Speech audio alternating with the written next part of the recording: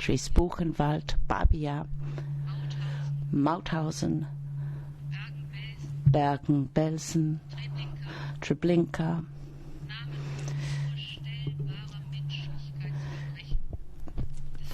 unimaginable atrocities were committed in these places. We commemorate today the atrocities committed by National Socialism, the Jews, the Roma people, the Sinti, the slaves forced to do forced labor, the Jehovah's Witnesses, homosexuals, people who were disabled, people who were ill, political prisoners, war prisoners, and many, many other people. And we need to bow before all these deaths. Yes, as a German, I feel this blame, but I also feel this major responsibility, because as a German in Europe, I also know that our neighbors came and handed over their hands, and they helped us to rebuild our country. And I know as a European that we can build our society by protecting the dignity of every human being, because this dignity is inviolable. And we have a constant responsibility to fight with determination against all forms of anti-Semitism and discrimination. And we must never, never, never forget.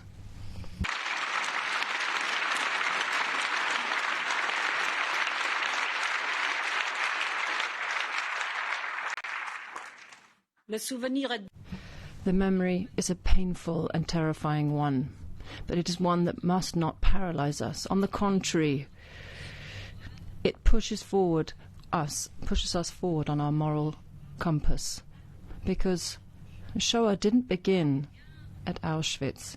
It began much earlier in people's minds.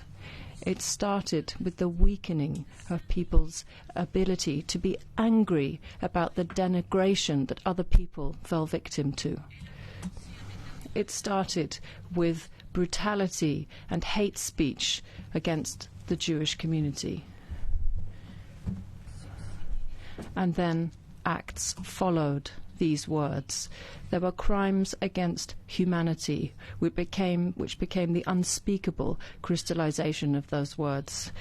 First of all, we saw the death of empathy, and then we saw the hate speech, and then nobody stopped it. Secretary General Kofi Annan once said, "All that evil needs to triumph is the silence of the majority." This fight for remembrance, which you are leading with so much courage and determination, dear Liliana Segre, must be our common fight. It is a duty to remember for all of us and must be passed down from generation to generation.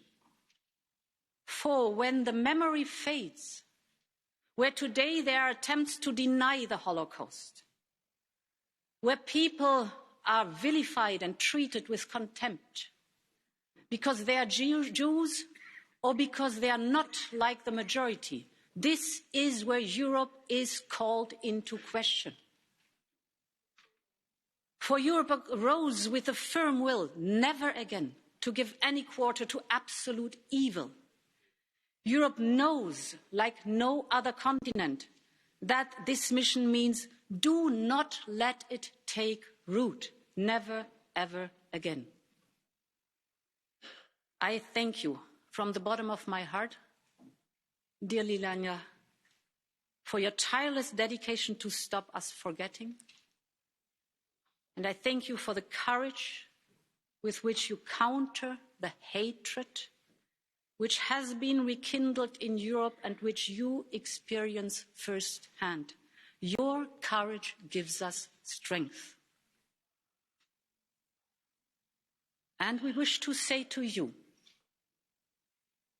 that Europe will not remain silent when Jews in Europe are again subjected to hatred and harassment. We will fight anti-Semitism at all levels. We will never allow the Holocaust to be denied. We will fight with all our strength against discrimination, racism and exclusion, and we want to see and we will fight for a normal life for Jews in Europe. You can rely on us.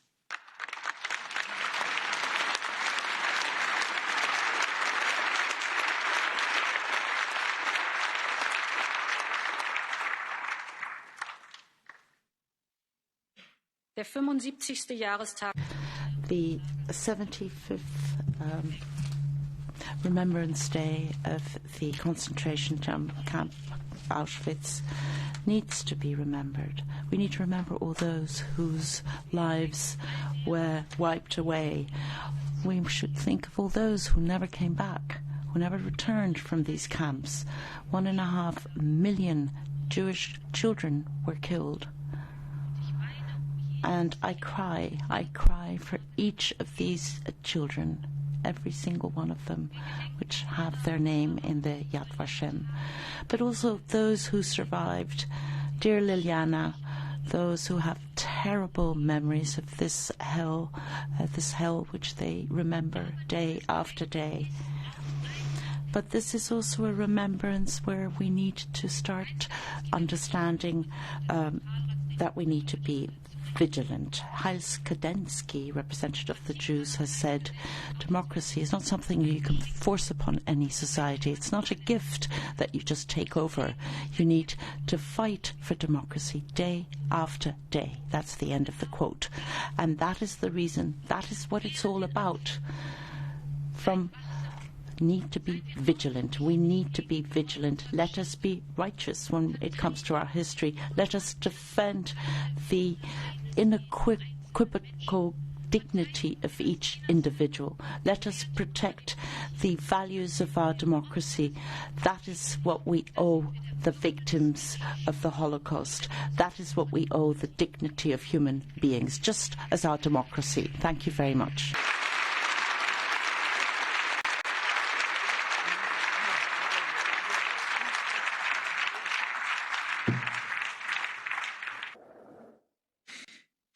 Invito I nostri. I'd like to ask now our musicians to return to the front of the room. Brano è Kaddish. Now we will hear Kaddish by Maurice Ravel. Naomi Kuke and the Karski Quartet will be performing.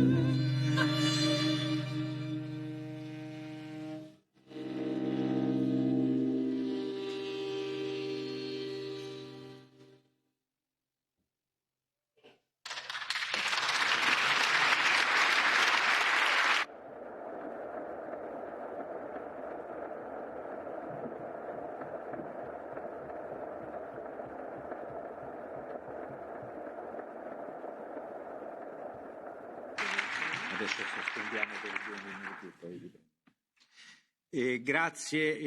Thank you. We will suspend the session for 2 minutes and then we will resume. Thank you.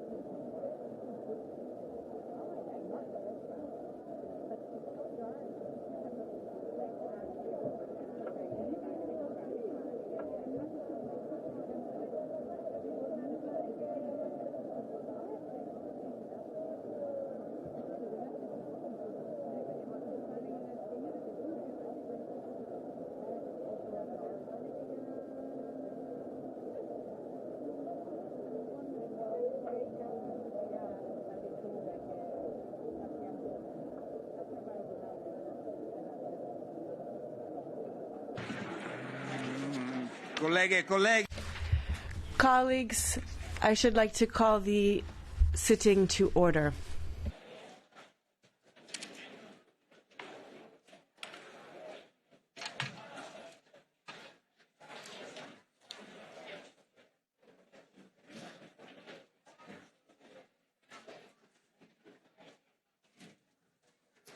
I fotografi, diciamo.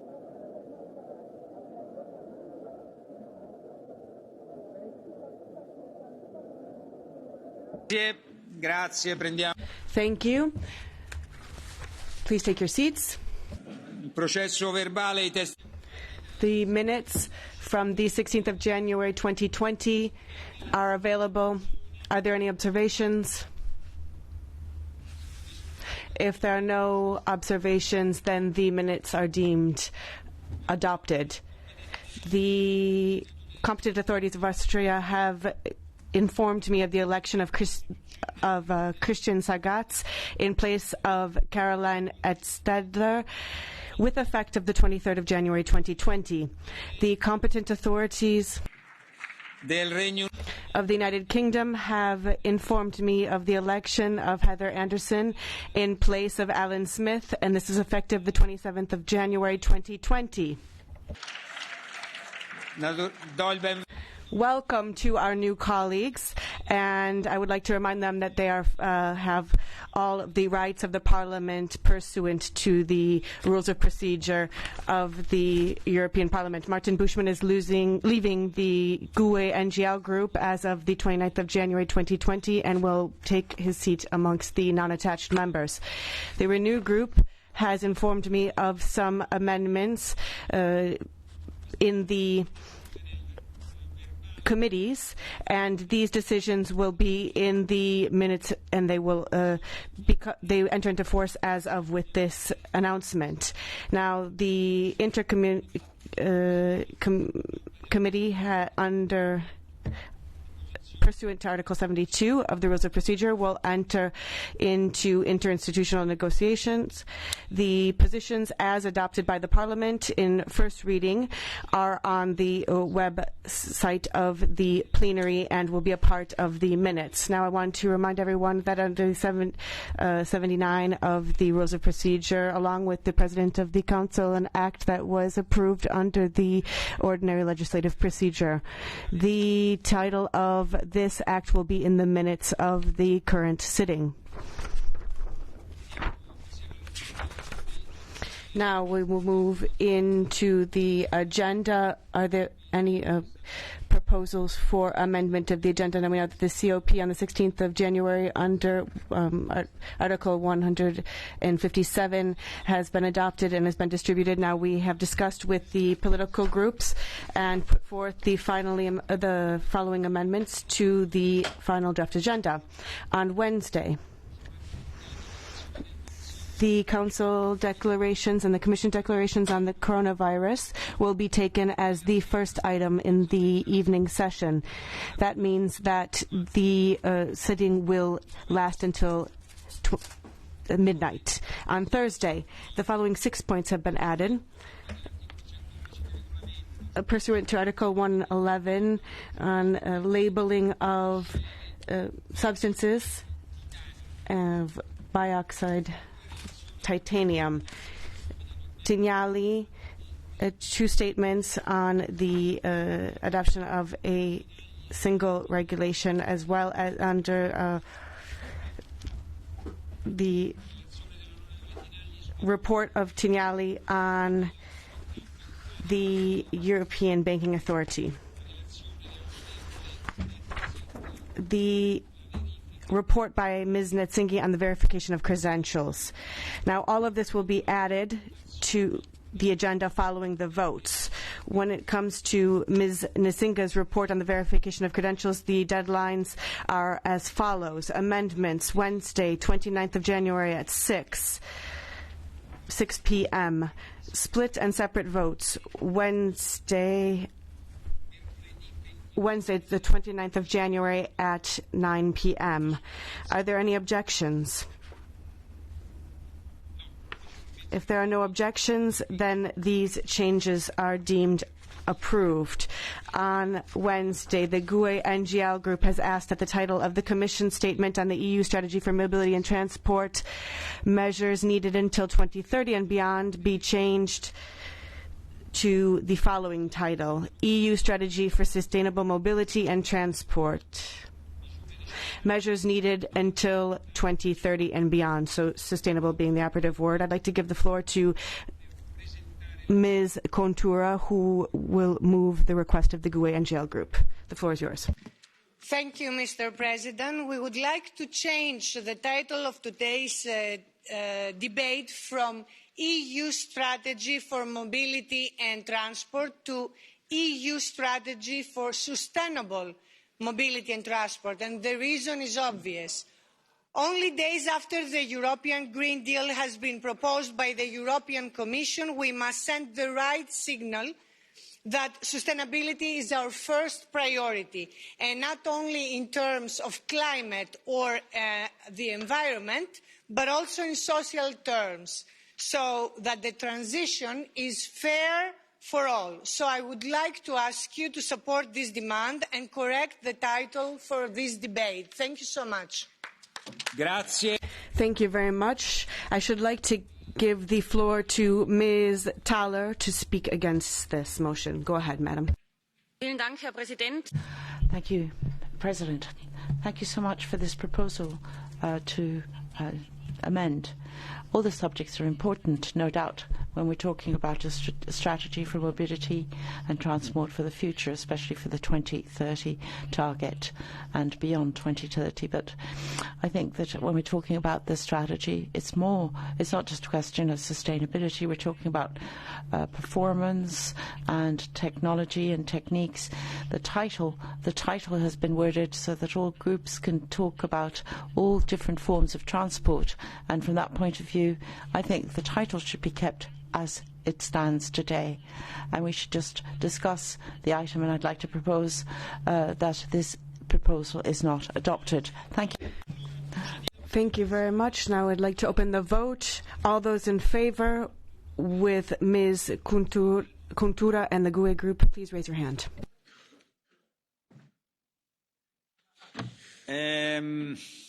Facciamo una verifica. Let's check that. Well, it looked quite equally divided. It's difficult to count. So let us have an electronic verification of that. The vote is open. La votazione. Vote is closed. Approvato. It's approved. So this is adopted. The title of the Commission statement on the EU strategy for mobility and transport, so sustainable, is added to the title, and the agenda remains unchanged. The ID group has asked that the debate on India's citizenship, so the Act of 2019, be taken off of the agenda. I should like to give the floor to Mr. Mariani to move the request of the ID group. Go ahead, sir. Merci, Monsieur le Président. Thank you very much indeed, President. We are indeed asking you to withdraw from the agenda the resolution on the reform on the citizenship 2019 rule, because the resolution, we think, is very badly timed given the current context, because the Indian Supreme Court has to actually give a ruling on the relevance of this rule. Just imagine if the Supreme Court rejects this legislation. It will be accused of having bowed to international pressure. Imagine if it then accepts the law. Then again the court will be accused of having provoked a decision in the European Union. So I sincerely believe that we should respect the Indian sovereignty, and we should wait, I think, for the decision of the Supreme Court, and that is why we're asking for a simple withdrawal of this resolution. Thank you. Thank you. Mr. Galler will speak against this. Mr. Galler, go ahead. Thank you, President. Dear colleagues, the EPP group agrees to have the debate today, but we ask colleagues to support the postponement of the vote to March 2 in Strasbourg. The issue is ongoing, as the Indian Supreme Court has asked the government to clarify numerous issues, and we should await the answers and then assess how to fairly evaluate this law. We will also have the time in February to get hold of Indian government ministers visiting Brussels. Let's give the government a chance to explain directly, and today they can already listen to our questions and concerns and give us answers next month. Please support the request for postponement of the vote. Mr. Galler, you actually spoke on the subject that we were going to vote on just following this. So now let us look first at the ID request. Would anyone like to speak against the ID's request? President, I was the one who asked for this to be an urgency in Strasbourg. I was then told, please, could we delay it until Mr. Borrell went to India and came back.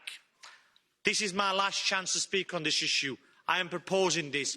We have just heard from the President of the Commission to say that in order for bad things to happen, all it takes is for good people to be silenced. Of all the weeks this Parliament is going to silence people. We just heard the presentation on the Holocaust. Look at the paragraphs here. In Assam, the NRC has already made 1.9 million people stateless. So I say, have the debate, have the vote, because states in India are currently debating this and voting this. Well, then, on the proposal made by Mr. Mayani on behalf of the ID group, the vote is open on that motion. Who is in favor of the Mariani proposal? Vote is open. Vote is closed.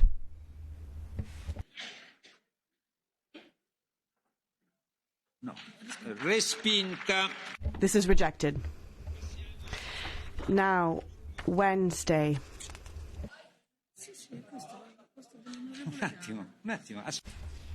Just a second.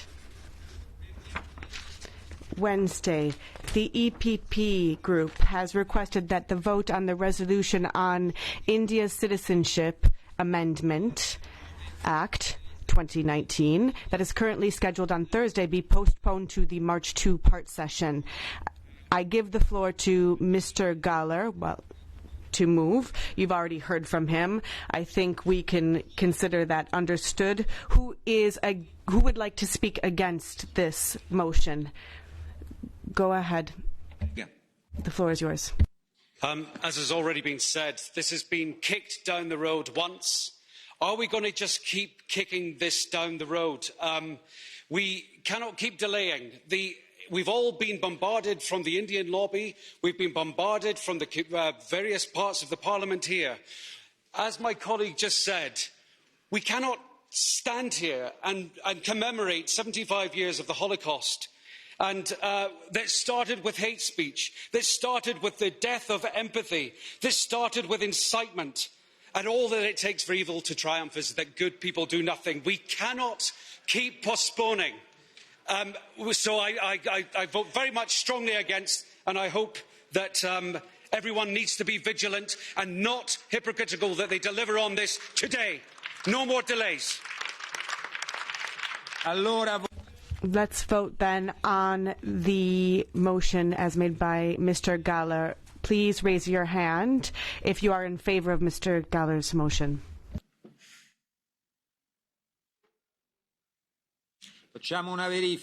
Let's check that. Vote is open.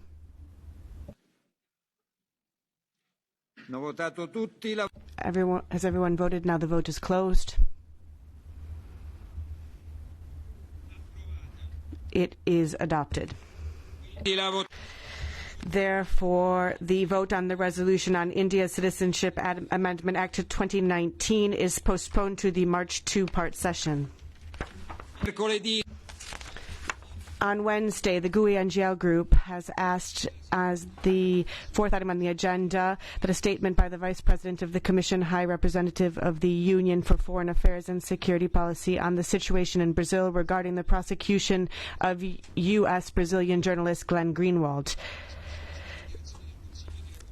So prior to the urgency on the issue of the situation in Greece, specifically for the minorities and for the resettlement, I'd like to give the floor to Ms. Daly to move the request of the GUE and GL group. The floor is yours, Ms. Daly. Grazie, Presidente. I am moving a request for a debate with the High Representative for Foreign Affairs on the situation in Brazil regarding the prosecution of US-Brazilian journalist Glenn Greenwald. The debate would be without resolution as a third item this evening, and I propose to put it to a roll call vote. Colleagues, Glenn Greenwald's work as a journalist is of no small significance to this European Parliament. His reporting on the Snowden disclosures in 2013 formed an important basis for the necessary work carried out by this Parliament in scrutinising unrestrained mass surveillance. That journalism contributed to landmark cases in the European Court of Justice, and a huge body of European Union legislation is today on the books because of the journalism of Glenn Greenwald. Now, last year he published a story on the high-level corruption in Brazil, including judicial corruption that led to the wrongful conviction of former President Lula da Silva. Lula was released as a result.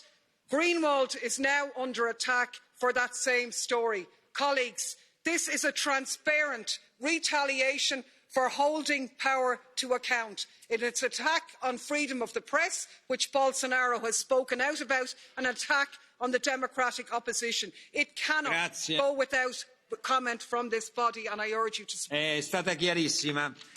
Thank you. That was very clear. Anybody else? Anybody who wants to speak against? Yes, Ms. Pearson. Thank you, President. On the case itself, I think we heard a presentation by the colleague from the GUE.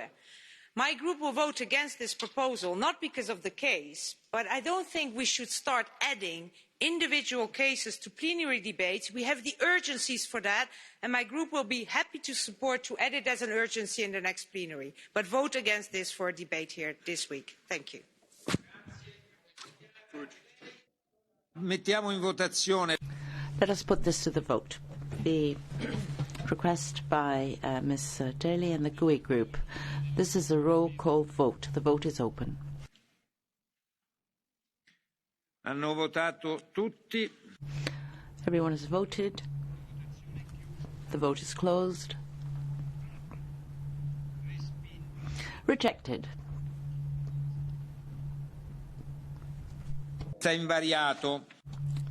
So, there is no change. On Thursday, the Socialist and Democratic Group has asked for a declaration to be added on the amendments on the electoral law of Romania. So the votes will start at 12. I'd like to give the floor to Ms. Simona Bonafè to put forward this proposal. Grazie, Presidente. Thank you. Well, the Romanian government has tabled a proposal for the amendment of the electoral law, which will be adopted 3 months before the actual elections, and this would clearly violate the recommendations of the Venice Committee. And this is to be adopted through a speedy procedure without debate. On behalf of the S&D Group, I would like us to add this to tomorrow's agenda. I'd like us to look at a statement of the Commission, as guardian of the treaties and basic protection of the rule of law. I'd like to get a statement, and I'd like us to vote on this by a roll call vote. Thank you. Very clear. Mr. González Pons, you have the floor. Prego. In Romania, they're not establishing a new electoral system. They're introducing a provision that existed already in 2012, which is a second round for the elections of mayors, to make sure that mayors have a minimum of 51% of votes. This happens already in the majority of our countries, and in those countries where it doesn't happen, like my country, we're actually lobbying for it to be a reality one day. So what kind of message are we sending out now if we censure or condemn Romania for doing what the majority of member states in the European Union are already doing? This is not an anti-Romanian parliament. Grazie, molto chiaro. Thank you. Very clear indeed. So let's put this to the vote. Roll call vote.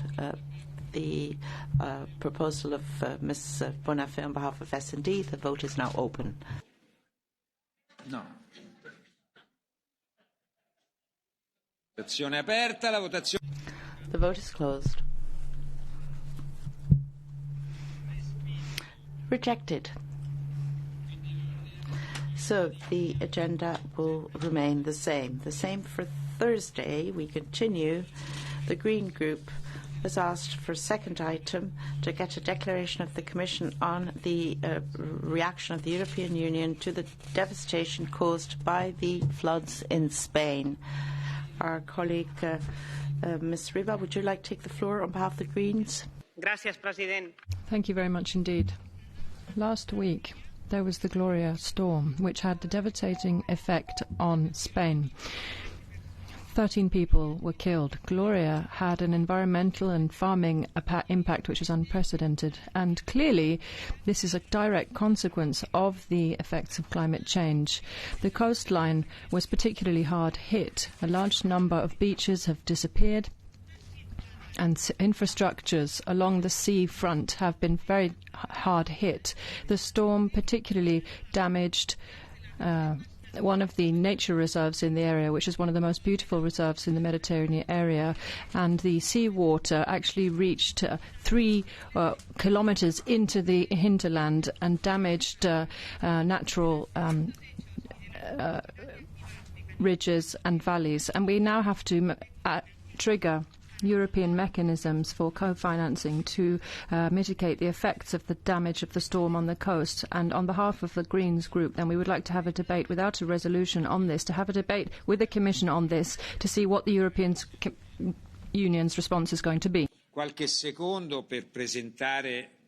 Well, a couple of seconds to put forward a proposal is really what we were looking for here. Try to keep it brief. Who's against? Is there anybody who'd like to speak against this? No. Right. Well, in that case, Ms. Riva's proposal on behalf of the Green Group will now be put to the vote by a show of hands. Who's in favour?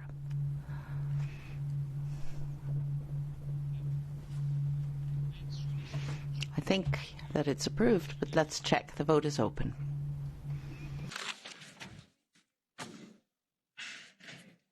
Votazione chiusa.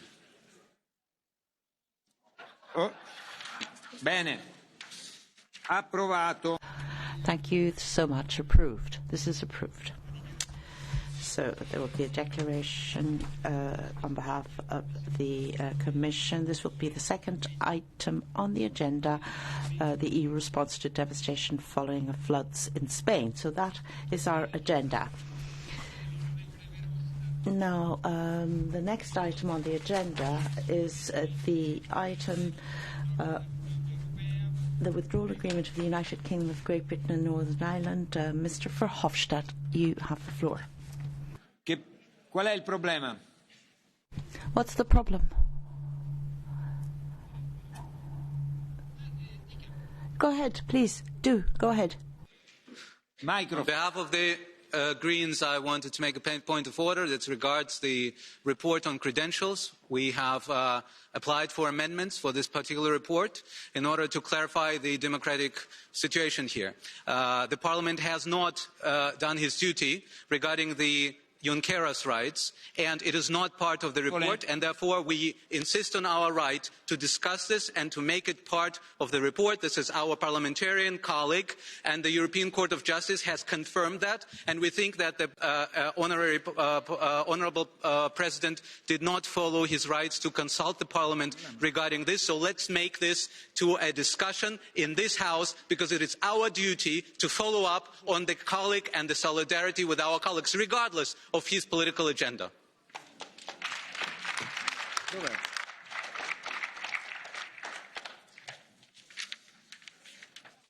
Forse era distratto. I do apologise. Maybe I was distracted, but I think I did actually read out a communication on this. The report on the member, Mr. Netzking, and credentials is added to the votes directly. Mr. Netzking's report on the verification of credentials. I've also spoken about the dates, the deadline for the tabling of amendments. I'm sorry, maybe you were distracted, sir, but there was no, nothing was omitted. So this brings us now to the next item, the withdrawal of the agreement of the United Kingdom, Great Britain, Northern Ireland from the European Union. I'd like to give the floor to the rapporteur, Mr. Verhofstadt. And I would also like to thank Mrs. von der Leyen and Mr. Bernier for being present here this afternoon, and, of course, the Croatian presidency. Mr. Verhofstadt, you have the floor, sir. President, the first thing, colleagues, that I want to do by this debate is to thank one man, it's not a woman, a man here in this room, because in this file he has played a crucial role. He has kept the unity of the 27. He has kept the unity between the three institutions, and everybody who works in Europe knows that it is not a small achievement. And for that reason, I want especially for his friendship, for his cooperation, to thank Michel Barnier, our chief negotiator in this.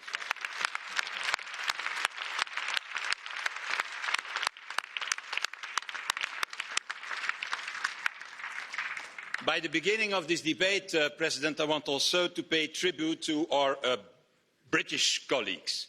Well, at least the overwhelming majority of them. I have to tell to them that they have always brought wit, charm, intelligence, some of them, and let's recognize sometimes also stubbornness in this House. And I think that I can say in the name of all of us, on all groups, I can only say we will miss you in the coming time and in the coming years. Especially you. So, Mr. President, let me be clear from the start of this debate. Today's vote is not a vote in favour or against Brexit. It's a vote for an orderly Brexit against a wild, against a hard Brexit. I will be very honest with you. If we could stop Brexit by voting no today, I would be the first to recommend it. But that's not on our plate today. That's not on our table and not the issue today. It is indeed a sad issue. Sad to see a nation leaving, a great nation, that all of us have given so much. I mean culturally, I mean economically, I mean politically, even its own blood in 2 world wars. It's in fact sad to see a country leaving that twice liberated us, twice given its blood to liberate Europe. And I think, Mr. President, in this debate, we cannot escape a key question. How could this happen? How it is possible that more than 40 years after, I think, an enormous, overwhelming majority of nearly 70%, I think, voted to enter into the European family, how 40 years later they decided, based on their sovereign rights, to leave this European project. I have to tell you that since the outcome of the referendum, and that's now more than 3 years ago, I have heard many opinions about it.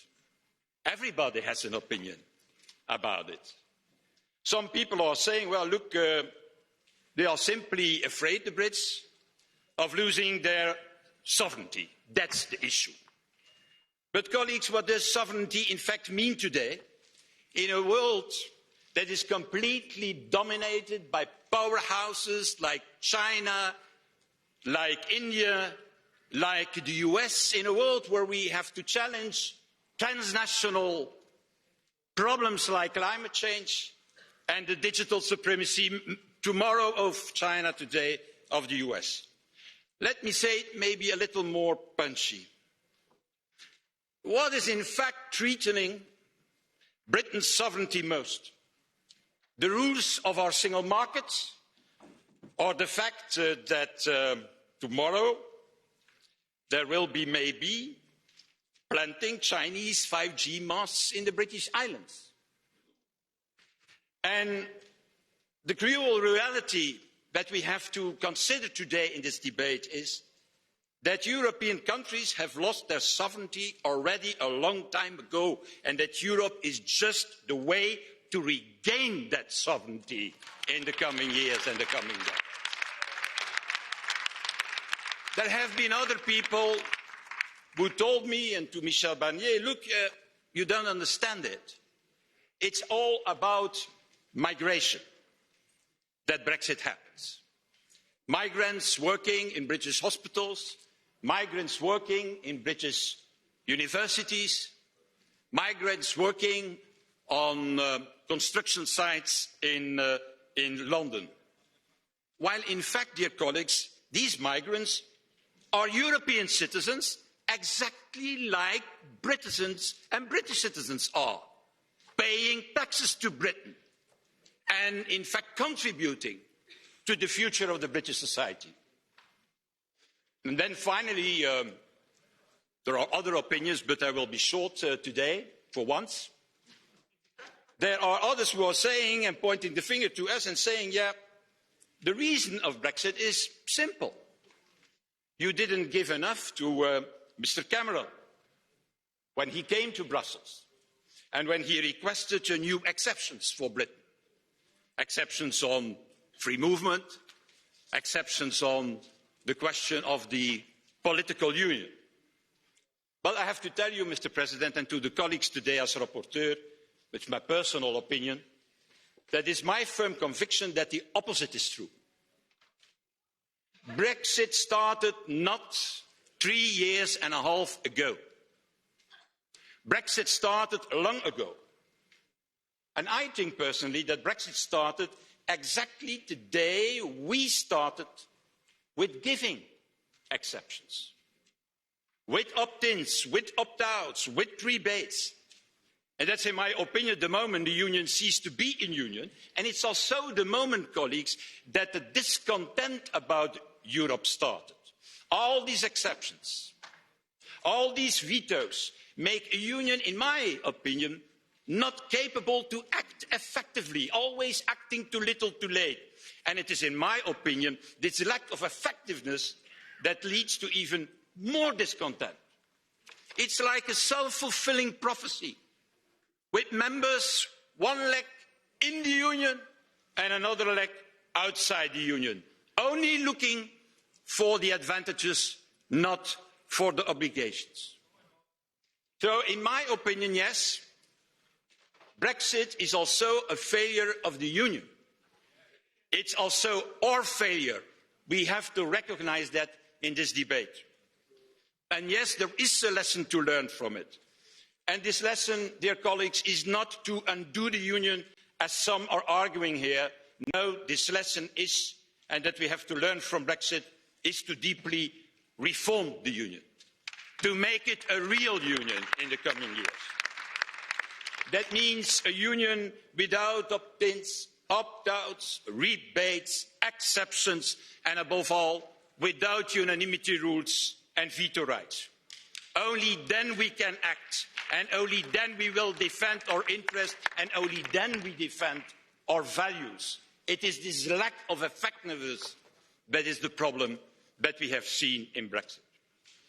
I have to tell you, and that will be my conclusion, Mr. President, that the last couple of days I received, maybe as you, hundreds of mails of British citizens saying they desperately want or to stay or to return. And I have to tell you, for once, normally it's easy with me, but this time I don't know what to respond. Because it's not in our capacity to decide that. But that doesn't mean that we don't have a responsibility to make sure that the union to which they will return will be another union, effective and more democratic.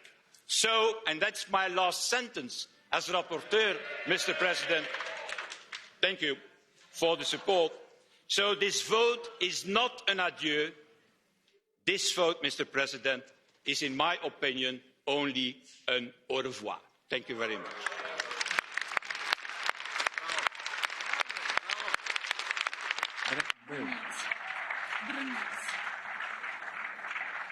A nome del Consiglio. So, on behalf of Council, first of all, can I give the floor to Mrs. Nicolina Brnich? Honourable members, when you next meet in this chamber after this weekend, this will be a different plenary. This will be a different union with one member less. This is not the choice of the Council nor the Parliament, but we have to respect it. The withdrawal of the United Kingdom will open a period of transition, a rather short one if the United Kingdom intention remains not to seek its extension before the 1st of July. Our priority should therefore be to rapidly adopt a comprehensive negotiation mandate and start negotiations in order to build a new relationship with the United Kingdom that is as close as possible but balanced in terms of rights and obligations. The short duration of the transition period will unfortunately make it more difficult to achieve a widest-ranging outcome by the end of the year. We therefore have to remain prepared for all possible scenarios. It also seems that the current orientations of the United Kingdom government are adding to this complexity, be it as regards the end of free movement, the non-participation in the single market or the customs union, or the intention to diverge from a regulatory perspective. We have to invest all efforts to avoid the risk of a cliff edge and to ensure a meaningful outcome of the negotiation this autumn.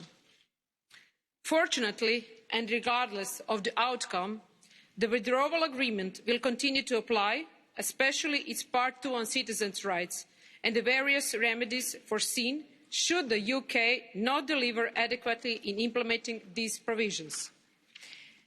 As we debated 2 weeks ago, having the withdrawal agreement in force does not mean that we should rest on our laurels. As noted in your resolution adopted on the occasion, a number of concerns regarding the preservation of citizens' rights have to be addressed. This will call for carefully monitoring by the UK side as well as by the Commission of the implementing of the relevant provisions. Today, your vote will hopefully pave the way for the next stage, negotiating the terms of the future relationship with the UK, a relationship for which the European Council called for a comprehensive mandate covering trade and economic relations, as well as external and internal security. Likewise, this relationship should be underpinned by strong governance and robust level playing field provisions, given the close economic proximity of the United Kingdom. Even if the core elements of the future relationship, notably the horizontal provisions on governance and level playing field, can be agreed by the end of the year, the negotiations are expected to take longer until all the matters covered by the political declaration have been addressed. I therefore welcome the step taken by the Parliament to prepare itself within the adaptation of the Brexit steering group in a manner that will allow a closer follow-up of the negotiation process. Parliament's resolution, as well as its engagement, notably on citizens' rights, have proved extremely useful during the negotiation process. We count on this engagement to continue during the transition period and later on. And indeed, a large degree of convergence prevailed all along the Brexit process between the position of the Parliament, as developed in your various resolutions, and the priorities of the Council. Whatever happens, the good cooperation between all EU institutions must continue. The European Parliament will remain fully informed and involved in accordance with the EU treaties. I do hope that during the negotiations to come, our common efforts and commonality of purpose will provide the support required by our negotiator and help an outcome to the benefit of the Union and its citizens. President, honourable members, to conclude, as I said at the beginning of my intervention, this is a special moment. A number of your colleagues, members of this House, will be leaving. I know it is an emotional occasion for many of you, and I would like to associate myself by addressing my gratitude to the UK members of the European Parliament for their significant contribution to the work of your institution and of the European Union over the years, and wish them well for the future. Thank you for your attention. Grazie. Thank you. President von der Leyen, you have the floor on behalf of the Commission. Thank you, Mr. President, honourable members. As President of the European Commission, first of all, I want to pay tribute to all those British people who contributed so much to almost half a century of British EU membership. And I think of all those who helped to build our institutions. People like Commissioner Arthur Cockfield, who was known as the father of our single market, or Roy Jenkins, President of the European Commission, who did so much to pave the way for our single currency. I think of these thousands of European civil servants of British nationality who devoted their lives and their careers to Europe and have done so much to build our union. They will always stay part of our family.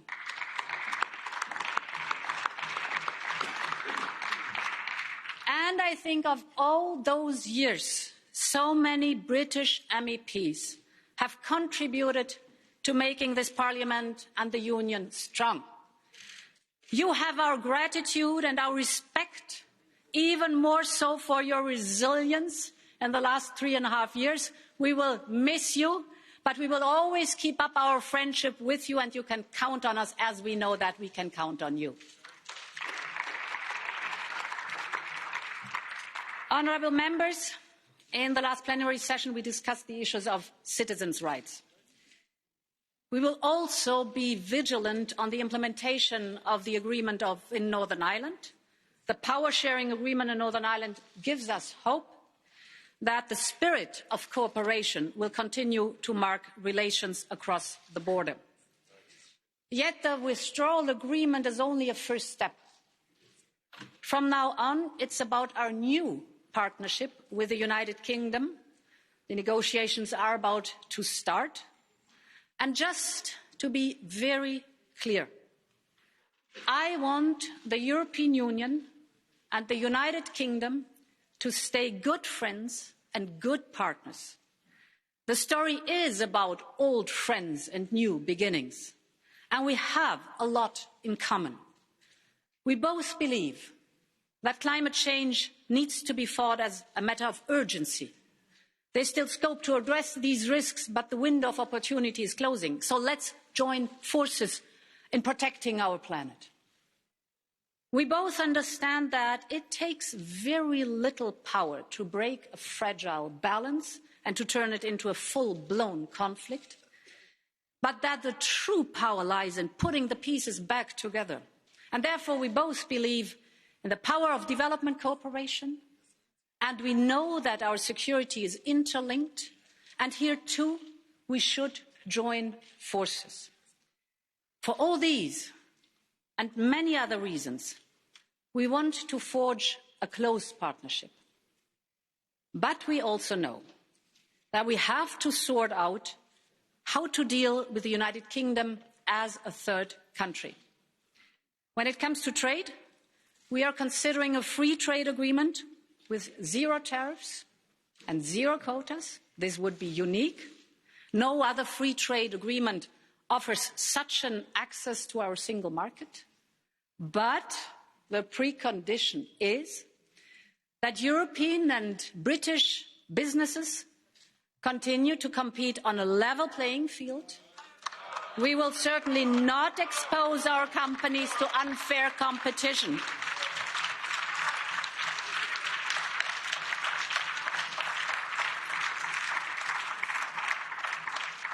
And it's very clear, the trade-off is simple.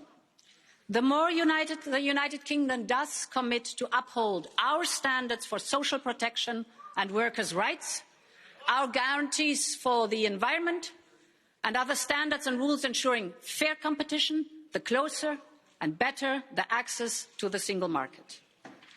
And let me say that just days ago, some of the largest business associations in Britain, particularly in the car and aerospace industry, asked their government to retain EU standards and rules, and I think this is in our mutual interest. This is about jobs, it's about common solutions for the world market, and I believe that the United Kingdom and the European Union have a mutual interest in the closest possible partnership. Honourable members, no new partnership will bring back the benefits of being part of the same union. But we have the duty to seek the best for the British and for the European people in a post-Brexit world. On our side, we'll seek the best for industries and farmers across our continent who ask for predictability. We will seek our best for young British and young European students who want to study and who want to live across the Channel. And we'll seek the best for all the researchers and scientists who want to explore the unknown and work for common solutions together in the European Union as well as in the United Kingdom. We will devote all our energy 24/7 to come to results. And to our British friends and many, perhaps not all, but many of our British MEPs here in the room, I want to use the words of the famous British poet George Eliot. She said, "Only in the agony of parting do we look into the depth of love. We will always love you and we will never be far. Long live Europe."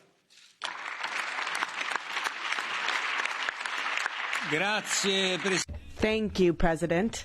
Now we will hear from the political groups, the chairs of the political groups. Mr. Weber, the floor is yours. Dear colleagues, everybody in this room who feels to be an European knows the story how to achieve this feeling, how to get this feeling. Which event, which book, which talk, which person gave us this idea of being an European. For me, it was a trip to Great Britain. I was in England as an 18-year-old boy with Interrail. I stood in a bar. I spoke with an old man, a Guinness in my hand. And we talked about history. We spoke about our fears toward the future, our values. And I understood we as Europeans have similar fears, hopes, face the same global challenges, and stand on the same ground, our European way of life. Great Britain is now leaving. This week is a sad time for the European Union. Great Britain did so much for prosperity, for peace and democracy in Europe. They will leave us. We cannot change it, but I have to be clear again, it is a huge mistake. I want to thank also, like my previous speakers, our British colleagues and all the staff members who served in this European Parliament. On Friday, you will leave a unique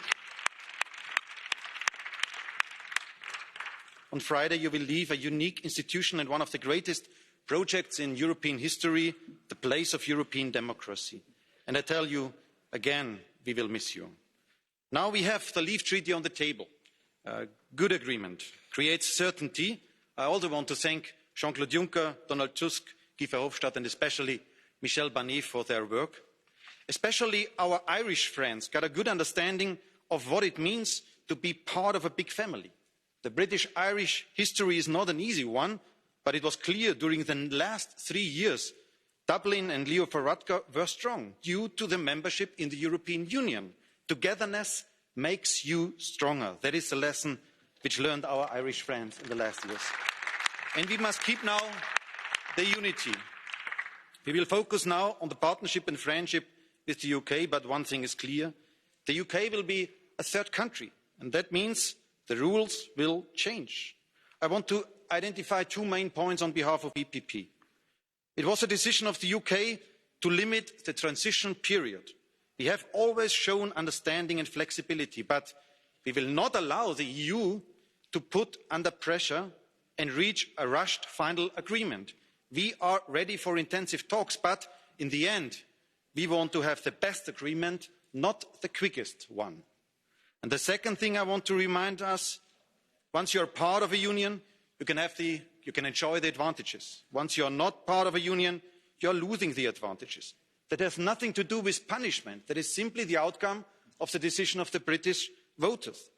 And let me say it in other words, there will be no cherry picking, no European Singapore next to our markets. We only will grant them access to our market if they respect the European rules. And I also want to add, we defend not only the rules on market base, we tell, for example, Norway and Switzerland that they can only have access to the single market if they respect also the freedom of movement. That's the same for Great Britain. We do not allow trucks to cross our borders without control and people to be stopped. That is not the idea of our European Union. That is not the dream we are dreaming. And dear colleagues, a final word on what also Guy Verhofstadt underlined, about the lesson we have to learn out of the Brexit developments. To avoid another Brexit debate in one of our member states, we need the European Union that is ready to act. Results, outcomes, positive contributions to the daily life of our citizens is in the centre of our work. And that's why, again, to the colleagues who will leave us. In my group, it was Julie Girling, it was Richard Ashworth, Richard Corbett, other friends here in the plenary. I tell you, I hope our work in the next years will make Europe so strong, so attractive, that your children and grandchildren will want to be part of the European Union once again. I hope one day they will vote again for this unique institution and will send European members from Britain to the European Parliament. Thank you so much. We will work hard on this.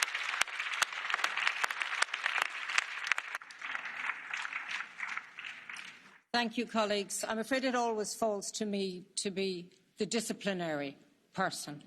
And I do this with great regret. I'm under instruction that we cannot accept blue cards or catch the eye because we have run over time. And I therefore ask everyone who has an opportunity to... Yeah, democracy is allowing the Speaker of the Parliament to have her say before you holler.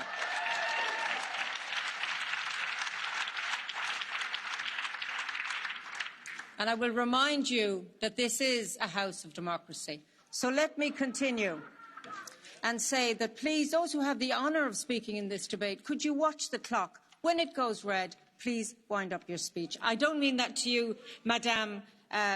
Please, colleagues, a bit of quiet. Madame Garcia Perez. Apologies, is there a point of order, Mr. Lambert? I know that you manage the time in order to serve us all. I recognise that, and you do that very well. It's not every day that a member state is leaving the European Union. And don't tell me we have to vote at 6 p.m. sharp because TVs are waiting for us. This is a historic day, please. Indeed, I agree absolutely with you. This is an historic day. I am not free here. I am under some direction. I agree with you that we should speak all night if possible, but I will try and manage the debate within our time and ask you to respect it. So let us go immediately to the leader of the group of Socialists and Democrats, Madam Garcia Perez, for 3 minutes, Madam. Thank you. Thank you, President. Today is a very sad day for Europe. At the end of this week, after 47 years, the United Kingdom will end its historic relationship with the European Union. We are devastated to see the UK go. We respect the decision of the British people, but their sovereignty doesn't prevent us from pointing a finger to those who started a campaign, a populist campaign, and the United Kingdom was devastated through its peculiar civil war with the right, and it started the era of fake news and a disenchantment of the people after years of austerity. The European Union is more than a market, and we need to continue moving forwards. We're building an area of rights, of security and of social progress, and many British citizens, especially the Labour parties and voters, have sacrificed their life, especially Joe Cox, who was assassinated. So we need to honour her memory, and we need to work day after day for a Europe that died defending. Populism has obtained a victory with its best weapon, lies. But let us remember that this is a Pyrrhic victory, and the best example of this is the withdrawal agreement, which we are about to approve. Our historic ties will prevail on those over and above those who want to destroy them. The withdrawal agreement actually guarantees the rights of European citizens in the United Kingdom and the rights of British citizens in the European Union. And it also avoids the building of a border between Northern Ireland and the Republic of Ireland, because the two countries belong to the European Union, and this has had a crucial effect, turning this border that separated Northern Ireland, from the Republic of Ireland, insignificant, and it reduced the virulence of the conflict. And another victory was the negotiation on our new future relation. In February, the United Kingdom formally will be a third country, and it will lose all its political rights. But in everything else, nothing will change until the transitional period ends. And that of the European Union is one. We also share our laws and values. If the British people ever decide to come back, our arms will be open. You can always count on the support of the Social Democrats, because our common values will always remain.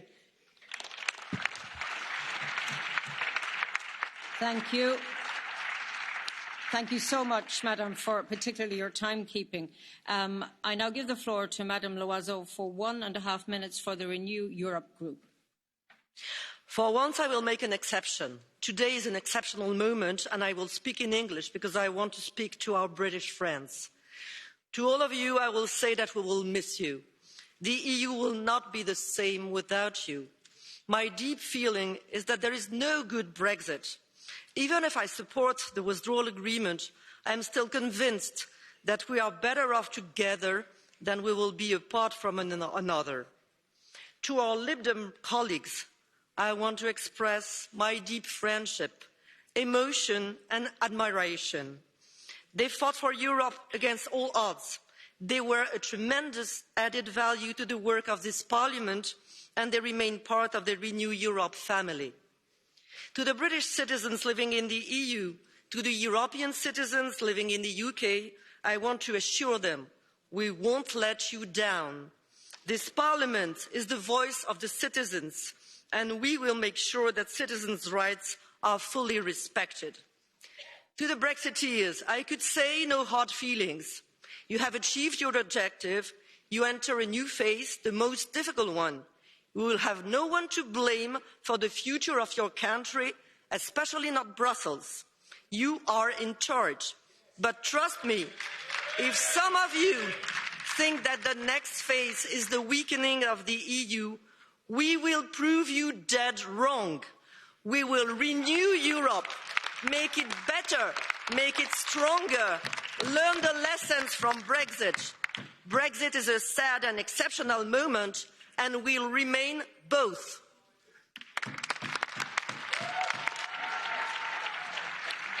Thank you. Please, Monsieur Lambert for the Greens European Free Alliance Group. You have 2.5 minutes, sir. Thank you. Dear colleagues, for some, January 31st will be a happy day. For us Greens and European Free Alliance members, it will be a sad day. It's no secret that each and every one of us fought relentlessly to keep the United Kingdom as part of the European Union. Not because we think that whatever the European Union does is the right thing, but because we firmly believe that the only way for Europeans to regain sovereignty, that is the ability to shape our future, is by sharing it. And as Jean-Claude Juncker once said, well, there's two sorts of European states, the small ones and those who don't yet realize they are small. But more importantly, we see the European Union as an unprecedented, if fragile, attempt at building a transnational democracy. Such an experiment may come in handy at a time when not just Europe but the entire world is facing challenges beyond the might of any single nation. The citizens, we fought the battle and we lost.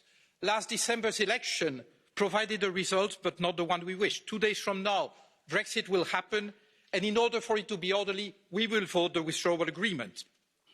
The United Kingdom and the EU remain bound by geography. It is in no one's interest to have bad relations as neighbours. But more fundamentally, we European decision makers must realise that if an increasing number of our fellow citizens have turned their backs against the European projects, is for a reason. It's because many believe that for too often, policies adopted at European level have served the interests of the few rather than of the many. And we need to fix this. We need to fix this if we want really to avoid the repetition of the Brexit happening. Let us make it our utmost priority that from now on, our compass will be that all our policies will strive to serve the interests of everyone, starting with the most vulnerable, and do this while respecting the limits that nature imposes on us. The European Green Deal announced by the European Commission is an opportunity to take the right course. Let us seize it.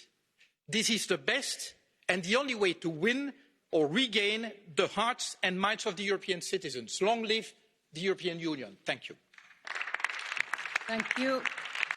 For 1.5 minutes, Mr. Annemans for the Identity and Democracy Group. Colleagues, today we will say goodbye to our friends from the United Kingdom, and I'd like us to make sure that this is a friendly departure. So don't feel sad, colleagues, or some of you talk about a dark day in the history of Europe. That is not at all true. The United Kingdom, after a lengthy debate on the European Union, decided to use the procedures in the treaties which can permit a member state to leave a much too close union. So if we feel sad, well, we who are criticals of the ever closer union, which is so centralised, it's a great shame that we will not be able to count on the support of our British colleagues, and therefore we will now have to go. The countries can proceed towards fuller integration. So let us stop with this political towing and let us try to reach an agreement with the British government, not on the basis of an association agreement. It's not Moldova or Turkey, but a sui generis agreement, so that people are turning towards their full sovereignty, independence and freedom inspires me. And what a wonderful afternoon, what a happy day. For 1.5 minutes, Mr. Hannan for the European Conservatives and Reformists Group. How did we get here? Asked Mr. Verhofstadt, opening the debate. There was a referendum in 1975 which went in favour of continued membership. There was no continuity leave campaign after that. People accepted the result with good grace. They didn't seek to overturn it. Indeed, Euroscepticism was confined to the fringes of the Benite left. What changed, frankly, was the Maastricht Treaty. Up until that moment, it was still possible to see the EU as a club of nations, as an association of states primarily concerned with trade and economics. But after Maastricht, it became clear that EU jurisdiction was being extended into a whole series of completely uneconomic fields: foreign policy, culture, migration, citizens' rights, etc., etc., and that the aspiration was to have the EU as a quasi-state with a flag and a parliament and a currency and a president and external embassies and all the other accoutrements.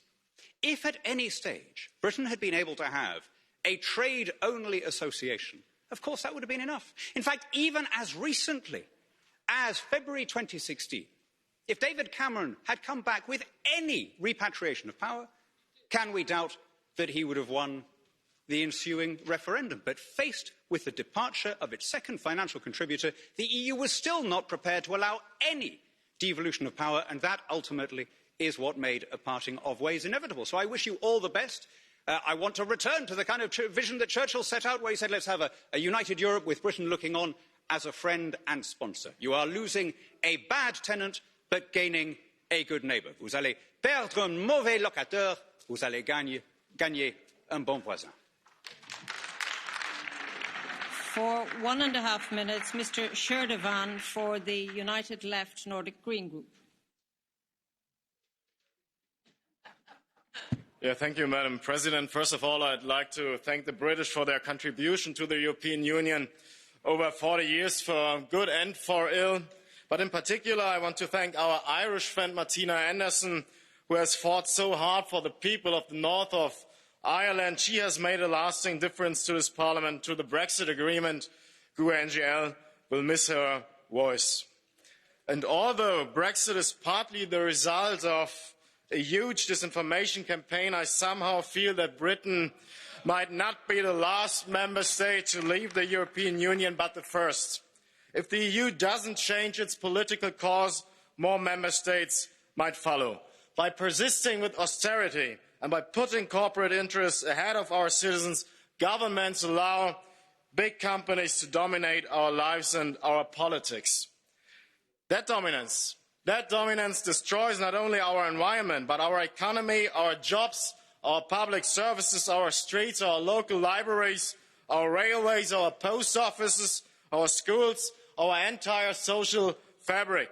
So don't be surprised the next time we sit here to lament the departure of another member state. Britain may be the first, but it may not be the last. Brexit should be the wake-up call that we must finally put people and planet before profit in Europe. Thank you for your attention. Thank you. Mr. Farage for 4 minutes. Thank you very much. So this is it, the final chapter, the end of the road. A 47-year political experiment that the British, frankly, have never been very happy with.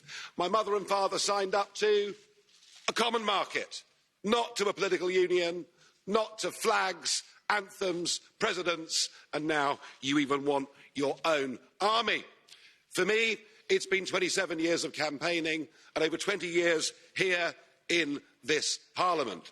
I'm not particularly happy with the agreement we're being asked to vote on tonight, but Boris has been remarkably bold in the last few months, and Ms von der Leyen, he's made it clear, he's promised us there'll be no level playing field. And on that basis, I wish him every success in the next round of negotiations, I really do. But the most significant point is this. What happens at 11 p.m. this Friday, the 31st of January 2020, marks the point of no return. Once we've left, we are never coming back, and the rest, frankly, is detail. We're going, we will be gone. And that should be the summit of my own political ambitions.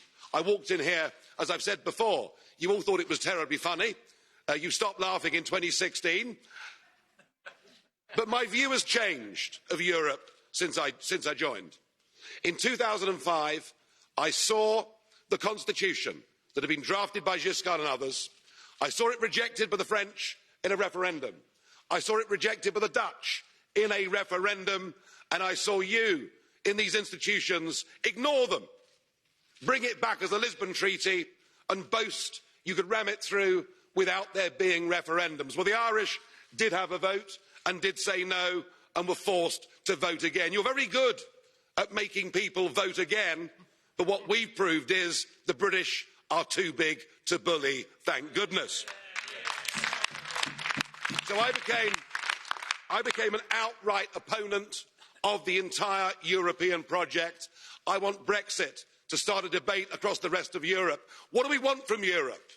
If we want trade, friendship, cooperation, reciprocity, we don't need a European Commission. We don't need a European Court. We don't need these institutions and all of this power. And I can promise you, both in UKIP and indeed in the Brexit Party, we love Europe. We just hate the European Union. It's as simple as that. So I'm hoping this begins the end of this project. It's a bad project. It isn't just undemocratic, it's anti-democratic, and it puts in that front row. It gives people power without accountability. People who cannot be held to account by the electorate, and that is an unacceptable structure. Indeed, there's an historic battle going on now across the West, in Europe, America and elsewhere. It is globalism against populism. And you may loathe populism, but I tell you a funny thing, it's becoming very popular. And it has great benefits. No more financial contributions, no more European Court of Justice, no more common fisheries policy, no more being talked down to, no more being bullied, no more Guy Verhofstadt. I mean, what's not to like? I know you're going to miss us. I know you want to ban our national flags, but we're going to wave you goodbye, and we'll look forward in the future to working with you as sovereign. If you disobey the rules, you get cut off. Could we please remove the flags? Mr Farage, could we remove the flags, please? That's it, it's all over. Finished. We're gone. Could I please ask for quiet?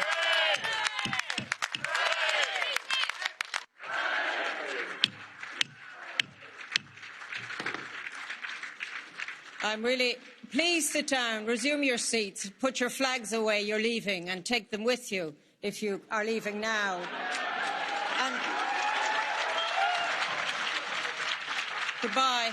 Can I just say, if I may say, just in a slight reference, the word hate was used in the last contribution. And I really think, given what we listened to prior to this, that we should not hate anyone or any nation or any people.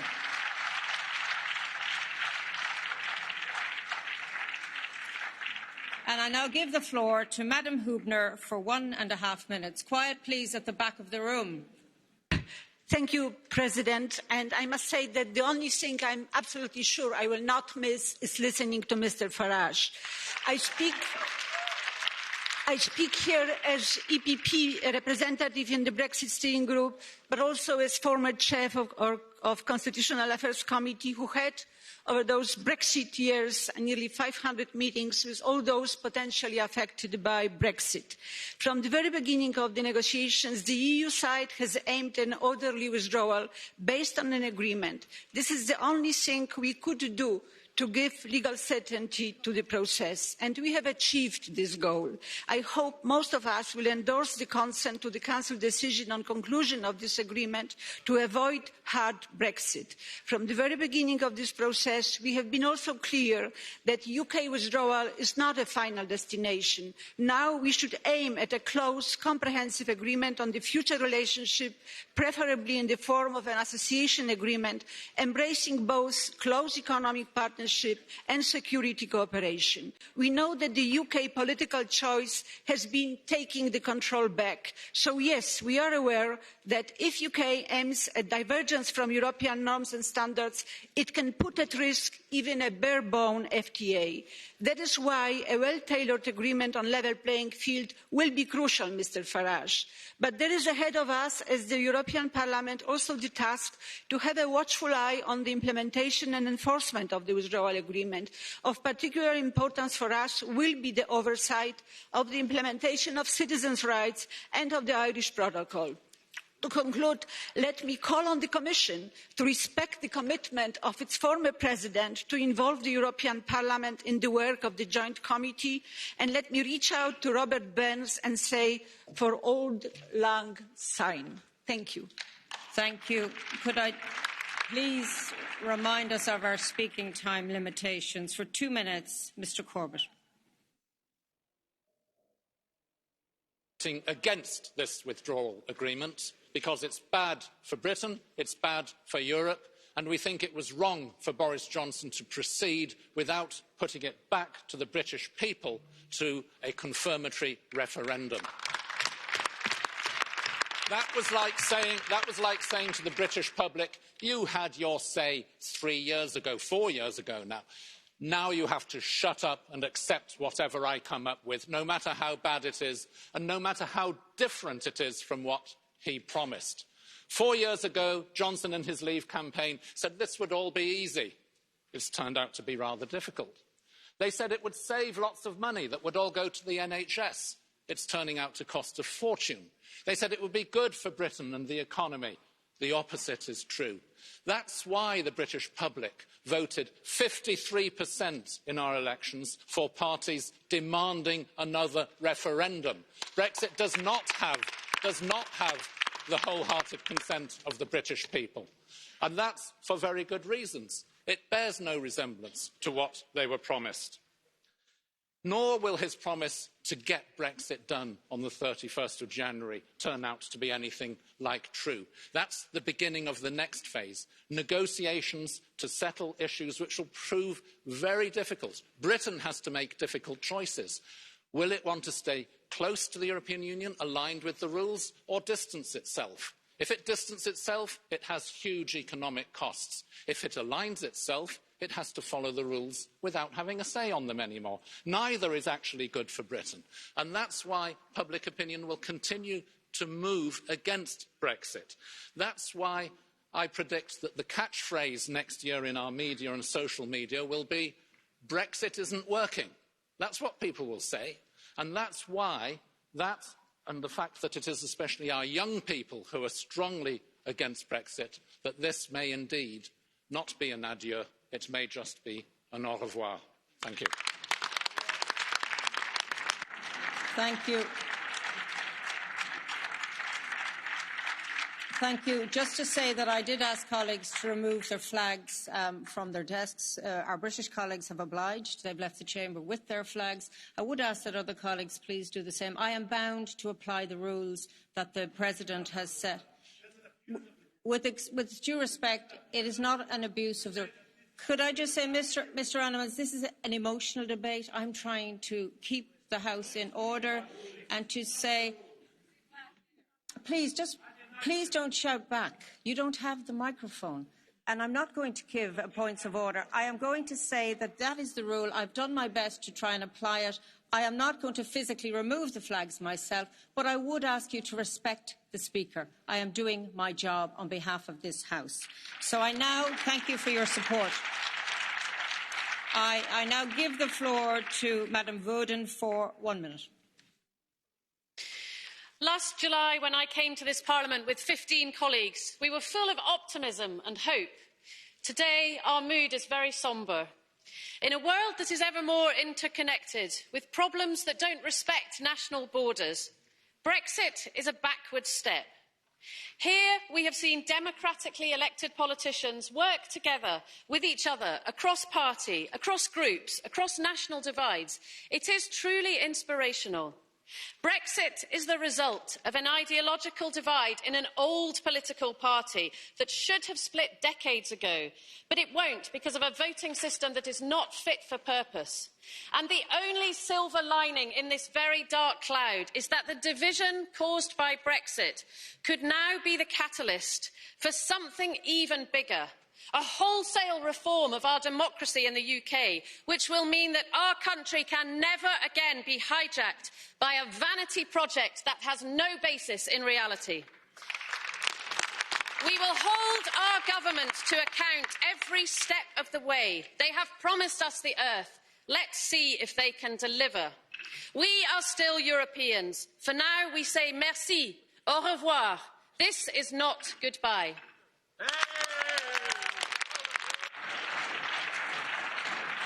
Thank you. We now move Thank you, colleagues. Please resume your seats. Our next speaker is Madam Evans for 1 minute. Thank you, President. Colleagues, I took my seat in this House representing Wales over 20 years ago. Wales has benefited hugely from EU membership. We also had a lot to contribute.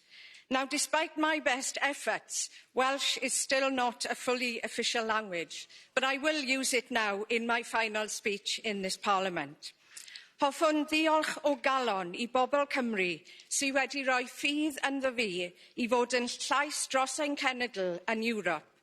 Rwyf wedi cadw fy addewid I godi profil a diogelu buddiannau Cymru. Dyw'r daith hon ddim ar ben o bell ffordd. Mae gyda ni uchelgais i'n cenedl. Wales is a European nation. I believe our future is within the EU. We are leaving now. But know this, in our hearts, we are still here. Rydyn ni yma o hyd, and we will be back. Diolch yn fawr. Thank you. Thank you.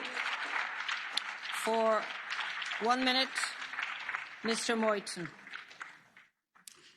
Frau Präsidentin, meine Madam President, ladies and gentlemen, with the United Kingdom, one of the most important countries of the European Union, are leaving. Finally, these negotiations have come to an end. The representative of a clearly smaller European Union has really shot itself in the foot, because I think at the end of the day you will see how, with your sombre forecast, the United Kingdom, economically speaking, will really move towards new shores. Brexit, really, for the remaining member states, is really going to be an economic and economic and other fragility. We really need to reform. We need to stop talking about sovereignty of nations and the freedom of people. You don't want to continue grasping more and more power in Brussels. We stay friends and freedom. You will have more freedom than we Remainers are going to have. Make Britain great again. Good luck, guys. For 1.5 minutes, Mr. Van Orden. Thank you very much, Madam President. And may I first of all say a big thank you to colleagues from other nations who've made such generous remarks this afternoon. But I have to say, you know, Britain always sat somewhat uneasily in the European Union. A common market is indeed what many thought they'd joined, rather than a project for political integration. The advance of the EU juggernaut through Monnet's small steps was sometimes hardly noticed, as national borders were eroded and more policy areas became EU competences, so British disenchantment intensified. Not surprisingly, as we hear the answer to every problem is more Europe, and we even hear this from colleagues from the left in the British political setup. Friday will mark the beginning of a new relationship between Britain and the European Union. The negotiation this year of a free trade agreement and other arrangements should be seen as an opportunity, not a confrontation. It's in the interests of both the EU and the UK for a good agreement, negotiated with goodwill and flexibility, based on precedent, to be concluded in friendship and before the end of the year. Britain will still be a European power, the leading European power in NATO, committed to the security of the democracies of the European continent, sharing many of the standpoints and aspirations of the nations of Europe, an independent, sovereign country with friendly relations with the EU. That's our aim. Madam President, may I just say on a personal note, I spent 30 years as a British Army officer and now 20 years representing Britain in this European Parliament. I've enjoyed my work, and I want to say a big thank you to all colleagues here and to the officials and personal staff that I've worked with over the years. Thank you and farewell. Thank you. Madam Anderson for 2 minutes. On Friday at 11 p.m, this Irish MEP will be kicked out of this Parliament against the democratic wishes of the people of Ireland who voted to remain and who want to stay in the EU. After 47 years of membership and after 50 years of fighting against gerrymandering in places like Derry, the British government is once again kicking our voting rights away, taking them away from us, and once again changing the constitutional position of the people of Ireland without our consent. Today, I am voting in favour of this Irish protocol because Sinn Féin will not consent to the hardening of the British border partition in Ireland. We will not consent to custom posts. We will not consent to barbed wire. There is no doubt that the Irish protocol in the withdrawal agreement is an ugly compromise, but it's better than a crash-out Brexit. However, partition and Brexit are ugly impositions that have burdened Ireland for years. Because of partition, Brexit is stripping away our democratic and social rights. But because of Brexit, a dynamic conversation about Irish unity has been invigorated. The EU Council made its contribution to Irish unity when, on the 29th of April 2017, 27 member states agreed that if Ireland is reunified, the whole of Ireland is in the EU. The partition of Ireland is not only a problem for us in Ireland. The 300-mile border with 320 border crossings is now your problem too. When Britain gets its empire back, showing it cares nothing about your level playing field, and when shady, low-standard products with minimum protection make their way into your market, you will not be long in joining the sensible people in supporting Irish unity. There is no doubt that a day will come when Irish MEPs from the north will be back in the European Parliament. Mark my words, Chucky and La Shin. I'm really sorry, but you've overrun significantly. We move now to our next speaker for 1 minute, Mr. Kola Kušić. President, dear colleagues, the EU is primarily a community of citizens of the EU. Most countries entered the EU over direct voting in the referenda. Citizens said in the referenda that they wanted to be members of the EU. The question asked there was quite simple, yes or no. And now the citizens of the EU answered a simple question with yes or no. How do citizens decide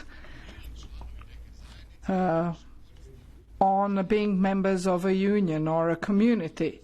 Of course, they decide if they get more benefit than harm. They want equality and respect and economic benefit. If citizens of a country see that other citizens of other countries have more economic benefit, they will seek to leave the EU. So maybe this is not the end. Thank you. González Pons for 1 minute. British colleagues, we have had disagreements, but you have been loyal in the debates. Europe is today a better place because of you. We will never forget that your parents fought on oceans and seas, on the beach and landing grounds, in the fields, in the streets, in the hills, that they did never surrender. Our freedom lies in their generosity. Our peace lies in their sacrifice. We are blood brothers and sisters, a community of hope. We shall never forget it. You should never forget it. So, in this crucial moment of history, let me tell you that it's been the greatest honour to share the last 46 years with you, and that the day will come that we will be reunited again.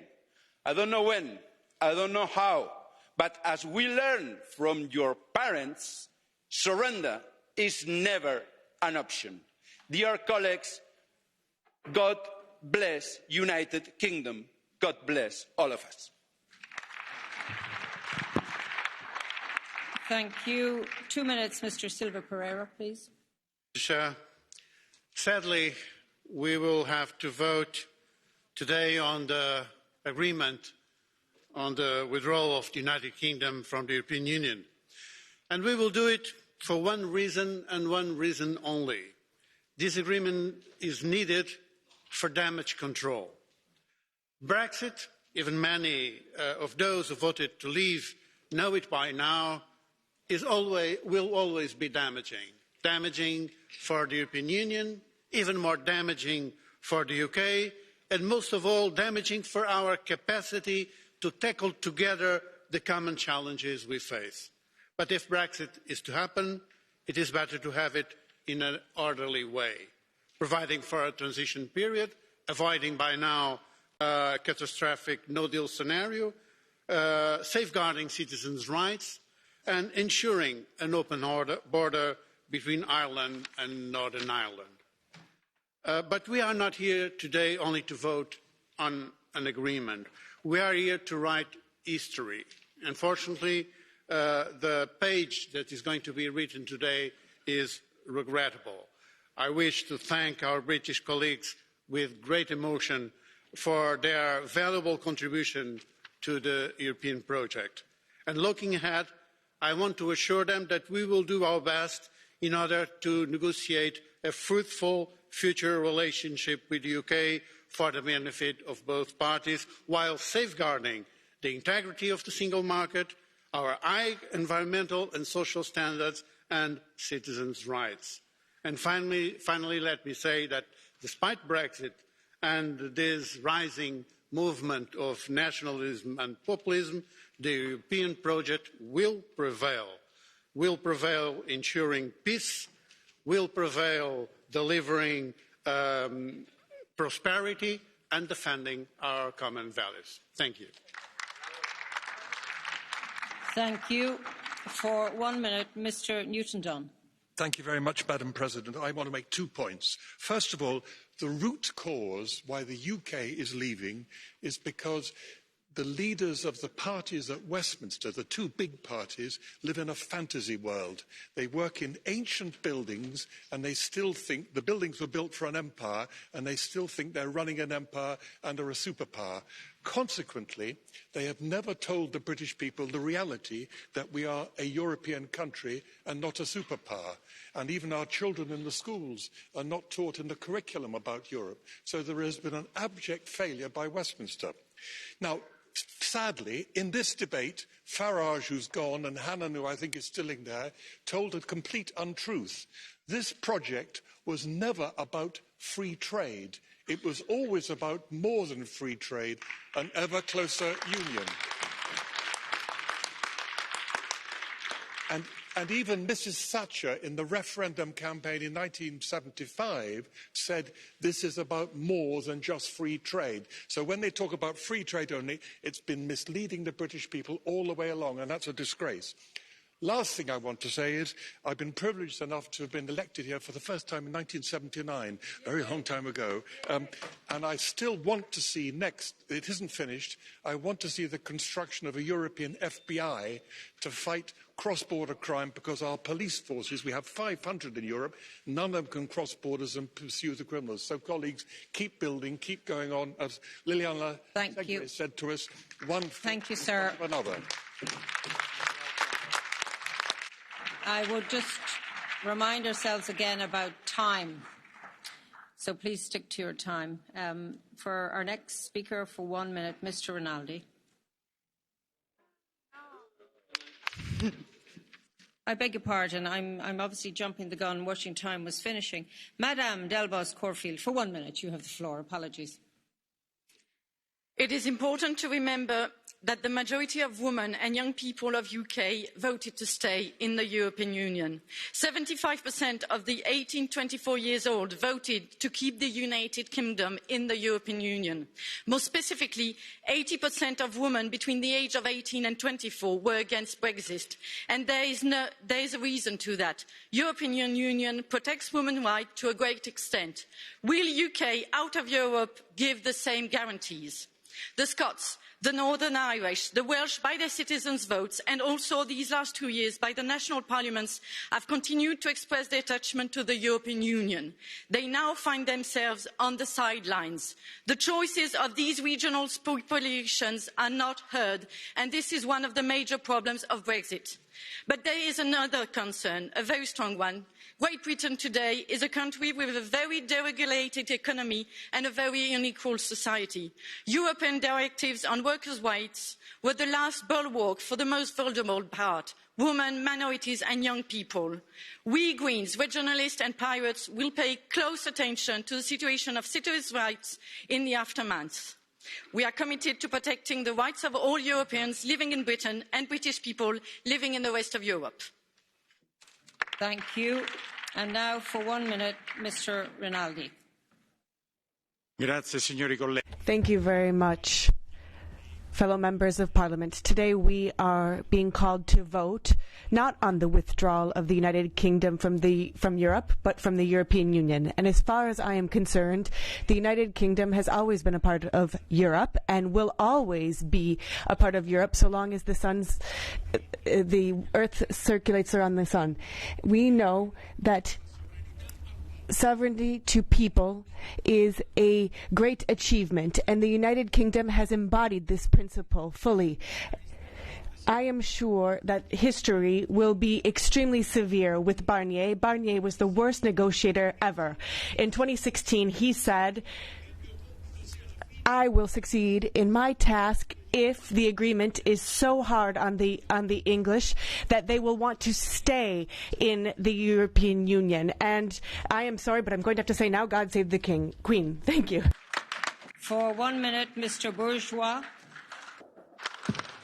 Thank you, Madam. Thank you so much. Well, my feelings today are feelings of satisfaction that we have an orderly Brexit, thanks to Michel Barnier.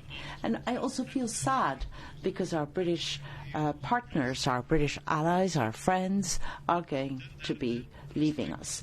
And thirdly, a respect. Respect is what I feel for the decision of the British people, but who says Brexit should think about the future of the European Union. We need to try and develop a very deep partnership with our British friends. And we only have 8 months to deal with this, so we need to move in a different direction than we were going for other negotiations. We were talking about liberalisation, but we need to keep a free market. We need to make sure that there is as much free trade in the internal market. And let us think about the future. I have a lot to say about the future of the Union. After Brexit, more than ever, the European Union needs to play a geopolitical role. Thank you. Mr. Carthy, for 1 minute. Last Uachtaráin, this Friday, part of our country will be taken out of the European Union against the wishes of the vast majority of people who live there. I'm proud of Sinn Féin's record in this Parliament and elsewhere in working to ensure that the repercussions of Brexit for the north of Ireland, for the border regions and for our entire island have been minimised in this withdrawal agreement. But the fact remains that from this weekend, one part of Ireland will be in the EU while the other part will operate outside, and the complications that come with that are yet to be told. The future trading relationship between Britain and the EU could yet create unprecedented difficulties for the Irish economy and vulnerable sectors, particularly agriculture. So much work remains to be done, and Sinn Féin will be a leading voice in protecting Ireland's interests in the trade negotiations, in calling for mitigation measures from any economic Brexit fallout, and for presenting the case for Irish unity as a crucial mechanism to withstand the worst excesses of British Tory policies, which once again have no mandate in any part of Ireland. Thank you. Mr. Kelly, 1 minute. when somebody leaves after 50 years, it's bound to be emotional and sad. I think that's the way many of us feel here today. And I can understand, like Eva Hofstadt, that so many British citizens would ask me to vote against the withdrawal agreement. My heart says yes, but my head says no, because we have to respect the decision of the British people and leave them leave with good grace and pay tribute to them, their prime ministers, their ambassadors and above all their MEPs, who played a mammoth role in building up the European Union, and especially for their friendship and support to us Irish MEPs and Ireland generally. They will continue to be our close allies for many years to come. But I am conscious that the young people of the United Kingdom did not want to leave, and for that reason, when their day comes, it is very likely they will decide to come back into the European Union. So instead of saying slán or goodbye, I say a bientôt. Beg fáilte roimh arash. We'll welcome you back. Thank you. Sean Anish for 1 minute, Mr. Ruiz de Veza. Thank you very much, Madam President. It has been said, a very sad day for the pro-Europeans, most of the members of this House. We will be voting in favour of this agreement because there is no choice in order to avoid the worst, which is a no-deal Brexit. But I think it is important also to reply to some of the things that have been said by Mr. Hannan and Mr. Farage and Mr. Van Orden. They said, it's the fault of the Maastricht Treaty. This was never to be a political union. And I ask you, never you read the Schuman Declaration of 1950, when it said that the coal and steel community was the first step for a European federation? Why is it that Clement Attlee and Anthony Eden didn't want to sign up to the coal and steel community or to the common market? It was because of the pooling of sovereignty. So you decided to leave, but don't give the wrong answers to the matter at hand. Good luck and see you soon. Thank you. For 1 minute, Ms. Long.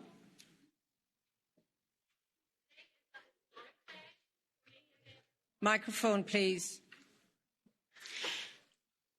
For me, today is a historic day, but one of profound regret at the departure of the United Kingdom from its place of influence within the European Union.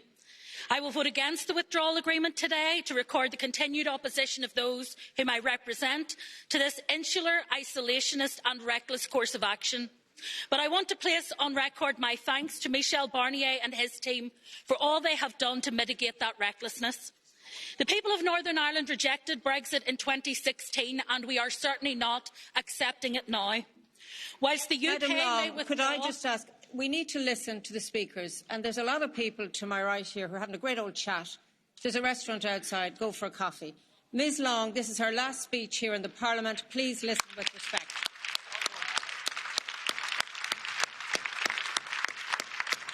Thank you. Whilst the UK may withdraw from these institutions, the people of Northern Ireland will never withdraw the hand of friendship, the spirit of cooperation, or the shared determination to secure peace and prosperity for all of our people. As a child of the Northern Ireland conflict, I am grateful to the European Union, which helped shape our peace and which provides a model for pragmatic win-win politics, not based upon division but upon diversity. The decisions you make in this place will continue to shape the lives of the people I represent, and I look forward to forging new ways of ensuring that those close and enduring partnerships built between Northern Ireland and this place flourish. Finally, whilst we will no longer be colleagues in these institutions, I remain your steadfast colleague outside of them, as together we continue to champion the values of cooperation, interdependence and mutual respect which the European Union represents, until one day we rejoin you here. Au revoir, auf Wiedersehen, slán go fóill, goodbye for now.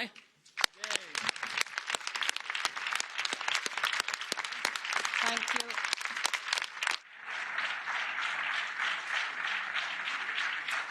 Thank you, colleagues.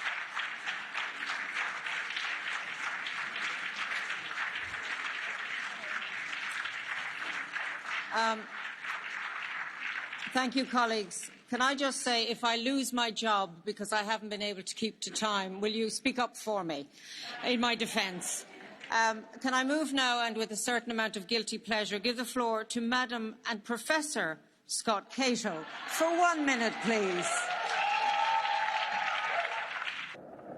Thank you so much, President. In spite of the powerful campaign we've waged for 4 years, with grief and regret, I accept that we will leave the European Union on Friday. Oh no, here come the tears.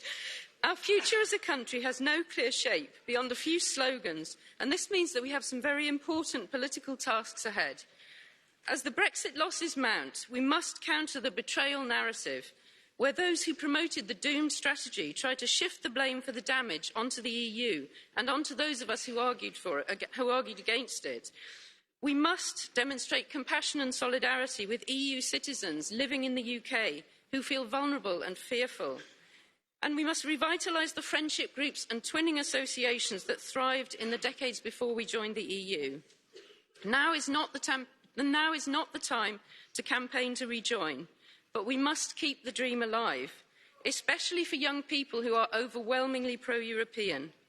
I hold in my heart the knowledge that one day I will be back in this chamber celebrating our return to the heart of Europe. Thank you.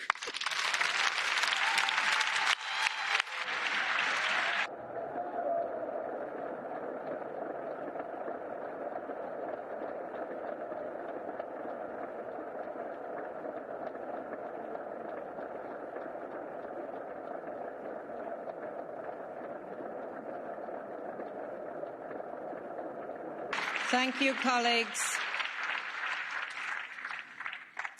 Thank you, colleagues. Just a little bit of quiet, please. Mr. Madison, you have 1 minute. Thank you. Thank you very much, Madam Chairman. What a show tonight, again, for the last time, finally. First of all, I will not cry. I will congratulate for the British guys. The one thing what I would like to mention is that last week the IMF was prognosing that the UK's economy will grow next 2 years after Brexit faster than the Eurozone's economy.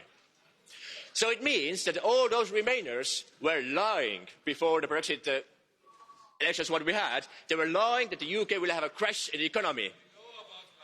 So they were lying. And the second thing, if they are growing faster than the EU is doing, it means that the EU is doing something very wrong. If we are so successful, why we are so slow and that they are so fast? And for the final statement, I really wish great party celebrations for the Friday night. We will celebrate with you. Have a nice drinks. Madam McIntyre, for 1 minute, please. I want to really thank friends and colleagues from across all the political groups for great cooperation over many years. We've certainly not always agreed, but we have all worked for what we believe is in the best interests of the people we represent. My overwhelming feeling is of a job well done, though not always understood back home. I am proud of all that my colleagues have achieved in here over many years, and I want to pay tribute to the British Conservative MEPs who have gone before and contributed enormously to this Parliament and the legacy we leave behind. I want to thank previous speakers for their very generous remarks towards the UK. It is important that we leave on good terms, with a climate of friendly cooperation for productive talks on a trade deal ahead. I'm not saying it will be easy, but I do think that it's in the best interests of all of us. And finally, I speak as a very proud daughter of a Scottish soldier who landed on D-Day in the beaches of Normandy. We are all Europeans. We are certainly leaving the European institutions, but we are not leaving Europe. Thank you. Mr. McAllister, for 1 minute, please. Madam President, thank you. For me, Brexit is and will remain a historic mistake. However, this withdrawal agreement provides now for an orderly exit of the UK from our EU by addressing all issues that have been of key importance for us in the European Parliament from the onset of negotiations. We must now focus on our common future relations. I believe the EU should enter these negotiations from a position of certainty, goodwill, respect and mutual interest. At the same time, we need to acknowledge that our partnership will remain close, but will no longer be the same. We need to negotiate a truly ambitious and comprehensive new partnership with the UK. But because of the limited time frame for negotiations, we cannot expect to agree on every single aspect of our new partnership. We will have to prioritise, as Commission President Ursula von der Leyen has pointed out. I would like to thank all members of the Brexit Steering Group for the very good work they have done, and I hope to continue their good work in the UK Coordination Group, which I'm honoured to chair. More than 100 meetings of the Brexit Steering Group is an impressive track record. Let me thank our colleagues, the staff, and especially Mr Guy Verhofstadt for his excellent work. Thank you. Thank you. Madam Barley, for 1 minute.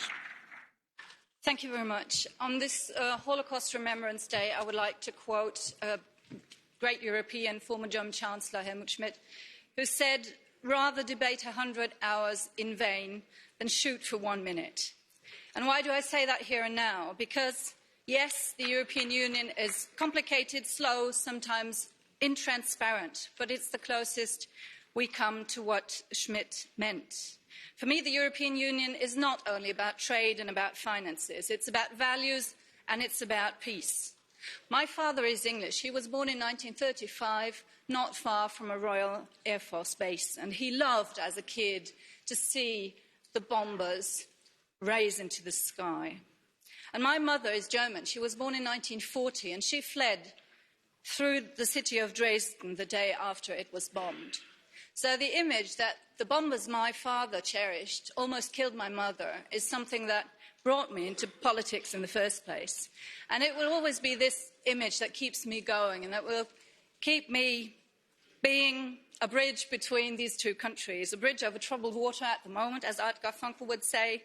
It's so sad to see you leaving, but you still have friends in this house. Thank you. We move to Madam Porritt for 1 minute. Colleagues, I will today vote against this deal. I do so on behalf of the millions of British people who voted to remain, including my constituents in London. Brexit is a regressive, reckless, right-wing project. The only people celebrating it outside the UK are those who wish to weaken us all. This decision is harmful for young people, our fellow Europeans living in the UK, and the most vulnerable. Over the last 2 days, we have welcomed young Brits to this Parliament. They don't want Brexit. They value common endeavours over isolationism. Brexit is now inevitable, but I don't believe it will be permanent. Young Brits will one day lead the campaign for us to rejoin as committed members invested in our shared European future. A bientôt, cher ami. Thank you. Thank you, colleagues. I now give the floor for 1 minute to Madam MacLeod. Thank you, Madam President. And as a Scottish MEP, I will be voting against the withdrawal agreement, as the majority of my country has mandated me to do. The people of Scotland have consistently voted against Brexit. Scotland's Parliament has refused to give its consent to this Brexit deal. And the tragedy for Scotland is that on Friday, Scotland will be dragged out of the EU against the democratic wishes of our people. Scotland is a European nation, and I look forward to an independent Scotland rejoining the EU, and we will soon, playing a positive role and promoting Europe's values, international solidarity and cooperation as an equal partner. Now, I'm proud to have been a member of this Parliament of Europe's citizens, and I give you my word that Scotland's government will continue to protect the interests of all EU citizens who have chosen to make Scotland their home and have contributed to our society in so many important ways. And when the moment comes for Scotland to rejoin the EU, I hope this Parliament will welcome us in that same spirit of European solidarity. And in the meantime, I hope very much that you will leave a light on for Scotland. Thank you. Madam Huhtasaari for 1 minute. Dear President, it's a final countdown. Next Friday will be a glorious day for United Kingdom. Brexit is the victory of the common British people against multinational corporations, special interests and other elites. The 2020s is the decade when the national state makes the ultimate comeback in Europe. The supranational, uncountable bureaucracy will be rolled back in favour of real democracy at national level. Britain will triumph outside of the EU.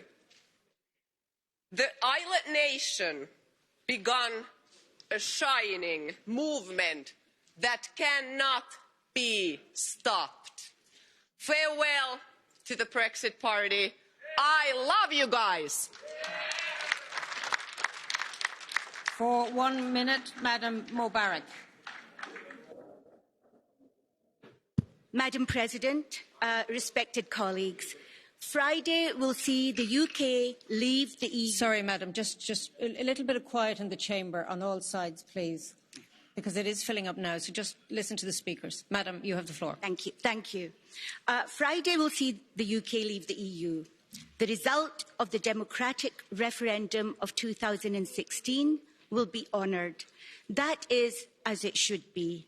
But I also know that it is the end of an era for myself, for my UK colleagues and for my country. Even those supportive of Brexit know that much has been accomplished through our membership of the EU. And as we look forward to the new opportunities of the future, we should at the same time always remember the achievements of the past. As I said recently in my last International Trade Committee meeting, we require much goodwill and good faith in our negotiations for a future trading relationship aiming for a successful outcome which will benefit both the UK and the EU. And I have every confidence that good faith exists and that a successful outcome will indeed be achieved. My own view is that this is not the end of the UK's relationship with Europe, but rather the start of a new and enhanced one. The bonds of friendship that bind our countries, all 28 of them, will endure and I hope deepen still further as we work together in future productive partnerships. Thank you. For 1 minute, Madam De Lange. How did we get here? Daniel Hannan asked at the beginning of this debate. And I'm afraid, dear colleagues, that he didn't give you a full answer. So let me try. We got here because so-called leaders who acted out of self-interest rather than out of the common good. Brexit or Remain, Boris didn't really care, did he? He made up his mind at the last minute and saw a ticket into Downing Street 10. This is, secondly, what happens when part of the media get away with misinformation and blatant lies. When journalism, when the tabloids become entertainment instead of information, democracy ultimately suffers. And this is, thirdly, what happens when people no longer speak up for European cooperation. We might 75 years after the end of the Second World War in the West, I need to say, take peace, stability, democracy for granted. But let me tell you one thing. Our union is unique and our cooperation is very, very vulnerable. We need to cherish it. Yes, we need to improve it. But we also need to speak out and defend it. And let that, dear colleagues, be the lesson that we take out of Brexit. Thank you very much. Thank you. 1 minute, Ms. Griffin.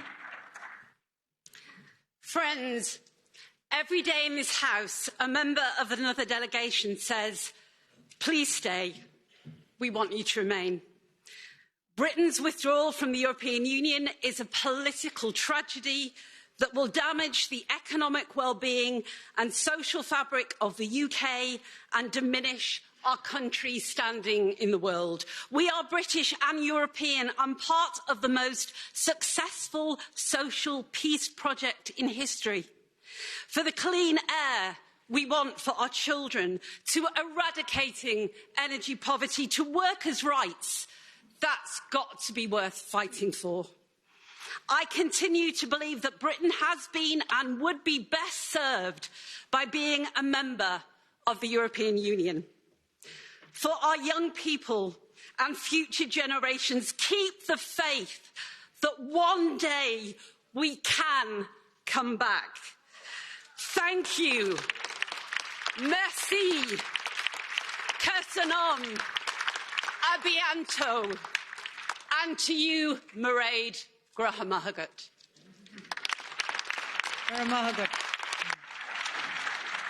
For now, for 1 minute, Madam Ritchie. Thank you. Thank you, Mr Barnier.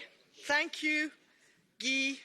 Thank you to the European Parliament for the way that you have treated us through the negotiation on this withdrawal agreement.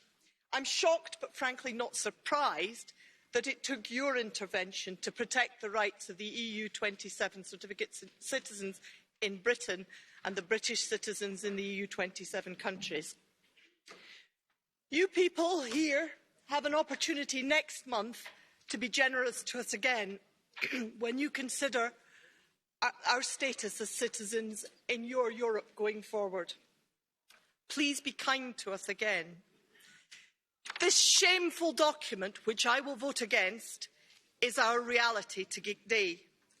I'm going home to fight for a better reality tomorrow. Thank you. For 1 minute, Mr Bardella. Just hold, sir. Merci, Madame la Présidente. Nous y... Thank you, President. We're finally here. It took us 4 years. 4 years of false promises, delays, many tries to sabotage this. 4 years for the sovereign vote of a referendum to be heard. European leaders want us to think that the British people are going to be the losers of this. But actually, they will be getting back in touch with the instruments of freedom of a nation. You can never vote against the real.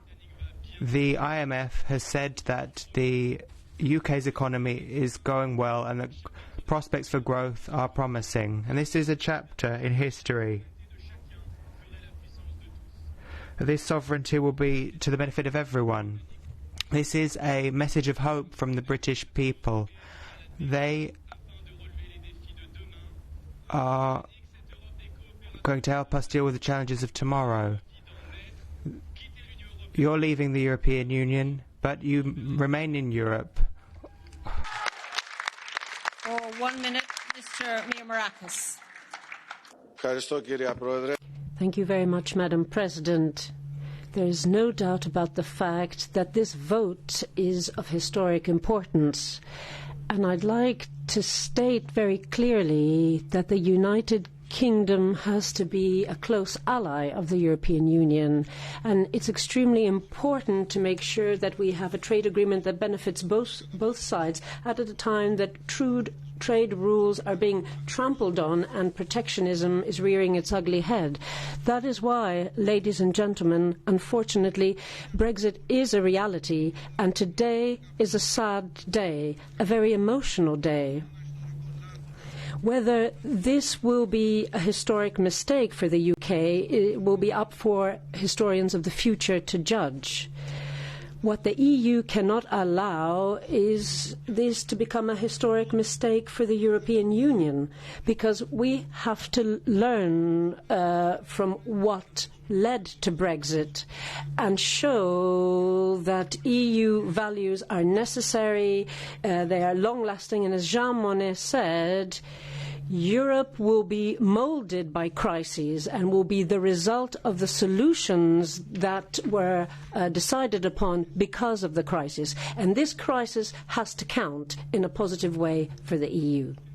For 1 minute. Thank you very much, Madam President. Today is a sad day for those like me who believe in a closer Europe, a federal Europe. It's a historical and political fact that nationalism will not erase. Brexit won't be able to do away with the very strong ties between the UK and Europe. We have human rights and other ties, not just trade ties and economic ties. We will fight hard to make sure that the UK and the EU tackle current challenges together, from inequality to the fight against climate change. To those colleagues leaving today, I'd like to say thank you. Thank you for the sterling job that we've done together. And to the Labour Party, I'd like to say thank you. Thank you for working together for bread and roses.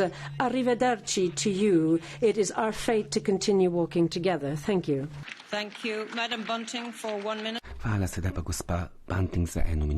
can't quite believe.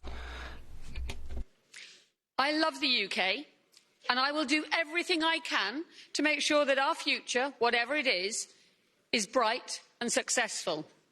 However, this is a bad deal for Britain, and the fault for that lies at the feet of the British government. The deal takes Britain outside of the customs union and the single market, something certain leading leavers said need never happen.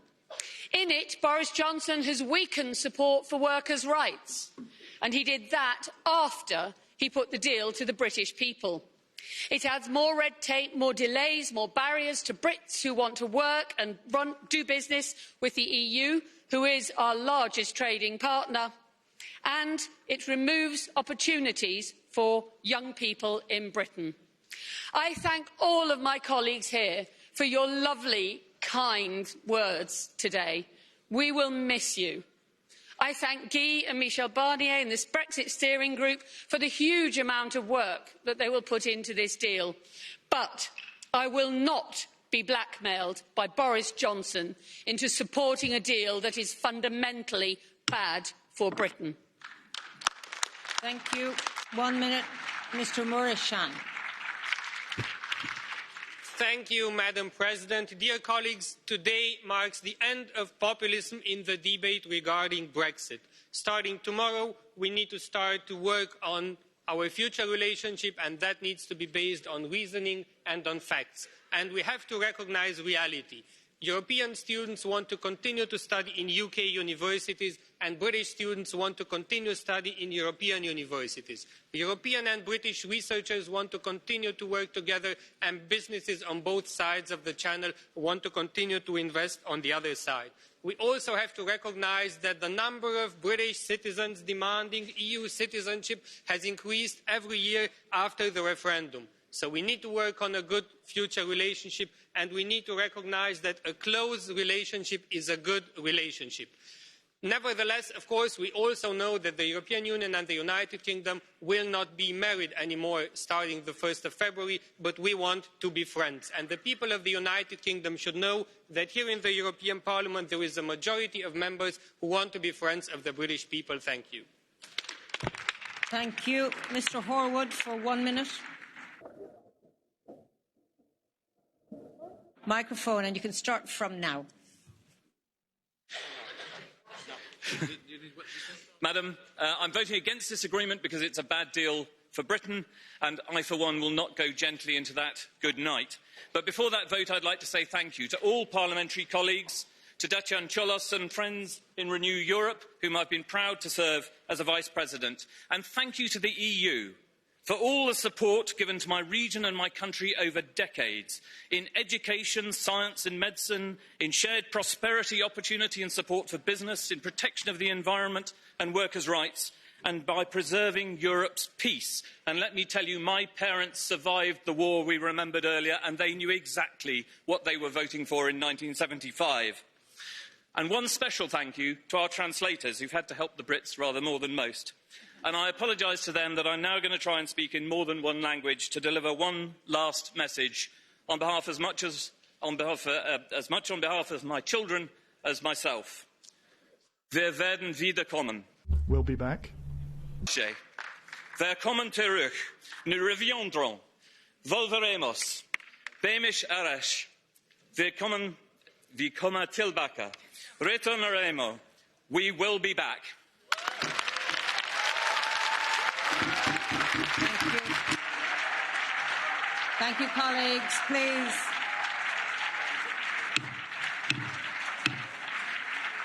We do have another speaker. Mr. Horwood, thank you. Please resume your seats. Thank you. Monsieur Bellamé for 1 minute. Madame la Présidente. Madam President, ladies and gentlemen, well, all of us would like to express a vote of thanks to our British colleagues for the contribution to the work that's been done here. We have a great deal of respect for the people they represent and our gratitude to that people. And we owe them a debt of gratitude because of the liberty that we have, thanks to the blood they spilled. Obviously, we need to continue this story, and we have great confidence in Michel Barnier for preparing that future in terms of partnership when it comes to security, economy, the environment, and also fisheries, which is something that's very close to our hearts. There's so much we have to share. This friendship must be continued now. But ladies and gentlemen, Brexit, of course, is also a note of warning. What we saw on the occasion of the referendum should serve as a warning to us. We are not going to resolve the problems of Europe by disrespecting that majority. We will only deal with that if we build a Europe that inspires the confidence of our citizens by proving its efficiency and by showing that it can bolster our democracy and serve our freedom. Thank you.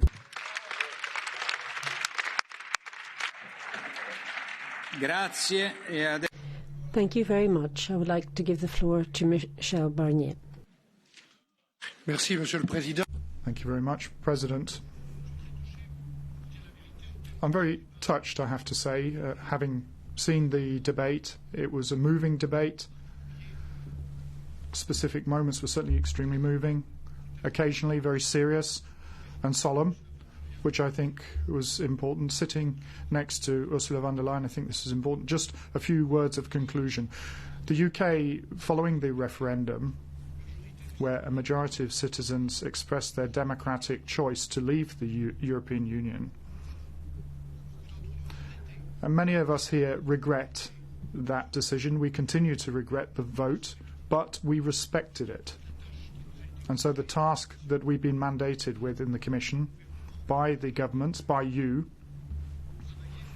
was to work to organise the withdrawal. And if the withdrawal treaty that's been put to you has one quality, ladies and gentlemen, I'll pick up on the word that Guy Verhofstadt used, and that is to organise a withdrawal of the United Kingdom from the EU in an orderly fashion. Brexit, more than has been the case where many have discussed the consequences, but I would say there are innumerable consequences in social terms, in legal terms, in financial and economic terms, and there's more. What we've tried to do in this treaty, in an objective fashion, in a patient fashion, with all due respect, is to try and come up with responses or legal assurances for all of those and all sectors where Brexit, as with a divorce, will generate insecurity and uncertainty for many citizens.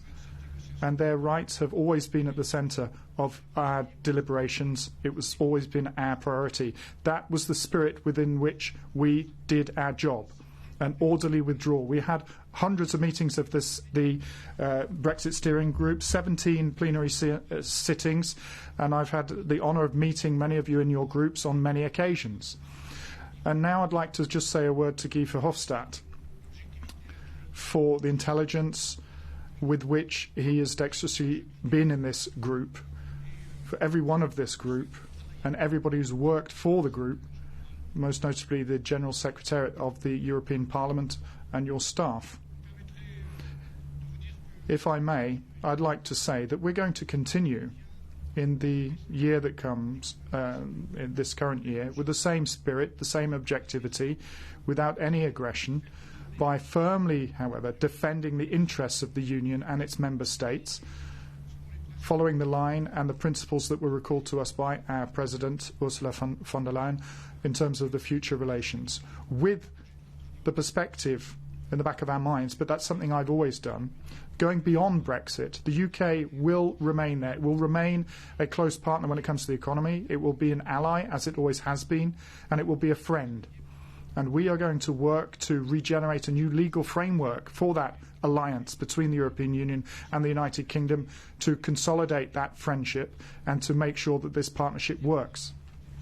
There's a second task, ladies and gentlemen, Mr. President, that shouldn't be underestimated and shouldn't be forgotten of, and that is to implement this agreement in all of its aspects. And that is the work that we have this year, that it will be operational by the end of this year. I'm thinking of citizens' rights, and I'm thinking particularly about the Republic of Ireland and Northern Ireland, where peace is always a fragile issue. As our President's already done, I would like to thank all the British MEPs who, in some way, shape or form, have been working for 47 years on the construct of this European project. I have a personal memory of many of you. Think of Andrew Duff, Richard Corbett, the work that was done on the Convention, but also on the two occasions where I had the honour to be a European Commissioner for the Internal Market and previously for Regional Policy. Vicky Ford, Malcolm Harbour, Sharon Bowles, and so many of you in the diversity of the groups that you represent, with whom I've always had useful and important and constructive discussions. I would like to thank you all on a personal note.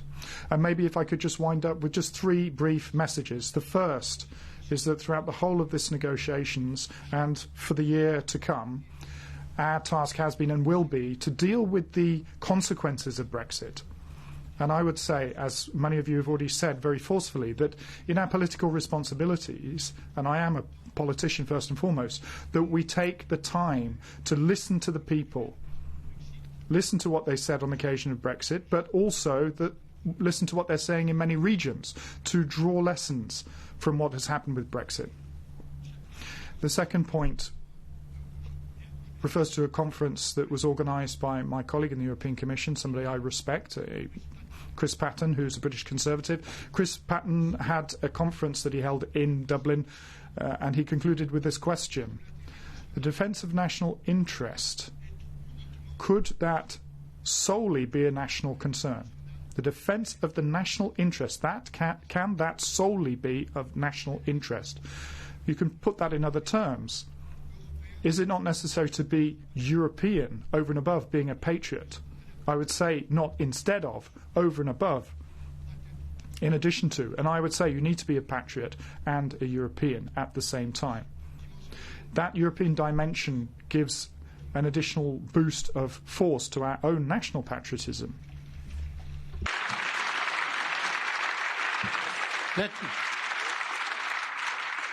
Mr. President, let me finish with a short message I passed in Belfast on Monday at Queen's University. In this new beginning, I would really and sincerely like to wish the UK well.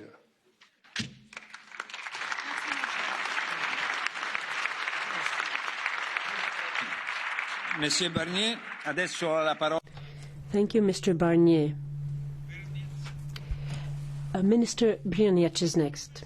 Ladies and gentlemen, with your vote tonight and adoption by the Council tomorrow of its decision to conclude the withdrawal agreement, we will soon be able to move to another, more positive step in the Brexit process.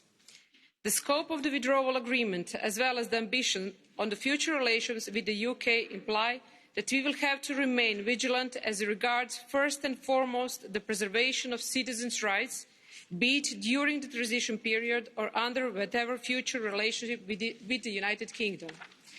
But our vigilance will have to be no less thorough when considering the intended economic partnership, where strong safeguards and robust governance will be called for to protect the integrity of the EU single market and the competitive position of EU firms. We will therefore count on your cooperation in this respect as well. Although we are sincerely sad to see a member state leaving, The European Union and the United Kingdom share a long history together, and this should truly be a new start point for building a close relationship in the future, based on mutual respect and equality. Thank you very much once again for your attention. Grazie. La discussione... Thank you very much. This winds up the debate. We will now proceed to the vote on this. The explanations of votes will be taken tomorrow after the votes tomorrow. Are you ready? The Verhofstadt report. Roll call vote. The vote is open.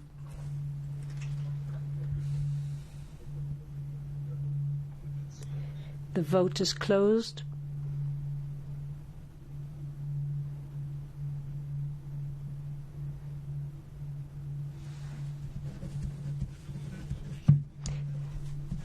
(683) have cast their votes, 621 in favour, 49 against, 13 abstentions.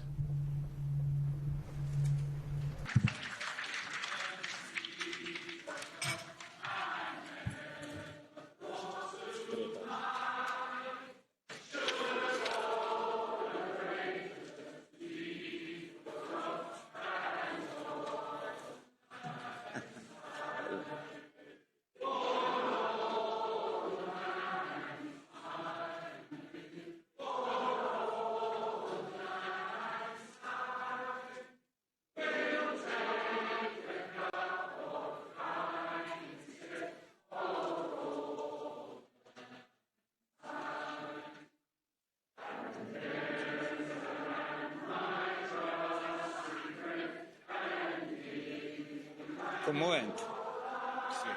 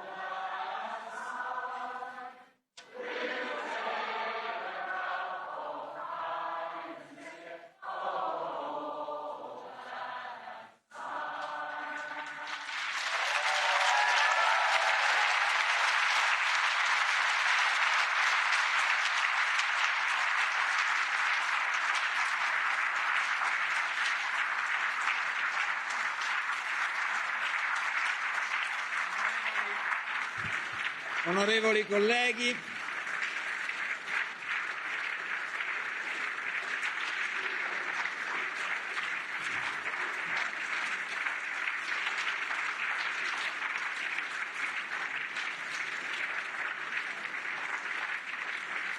colleghe e colleghi, ladies and gentlemen, the European Parliament has voted. It has given its consent with an overwhelming majority to the withdrawal agreement, and now it is Council tomorrow that has to give its final approval in order to wrap up the necessary formalities so that the UK can withdraw from the EU on midnight on Friday the 31st of January. Before I sign the official act, I'd like to take advantage of this opportunity to share some thoughts with you.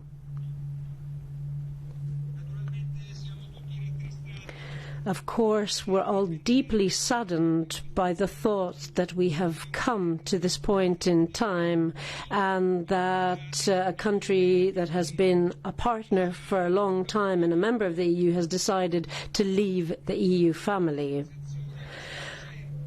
I remember how disconcerted we all felt when, back in June 2016, we heard the news that the UK had decided to leave the European Union.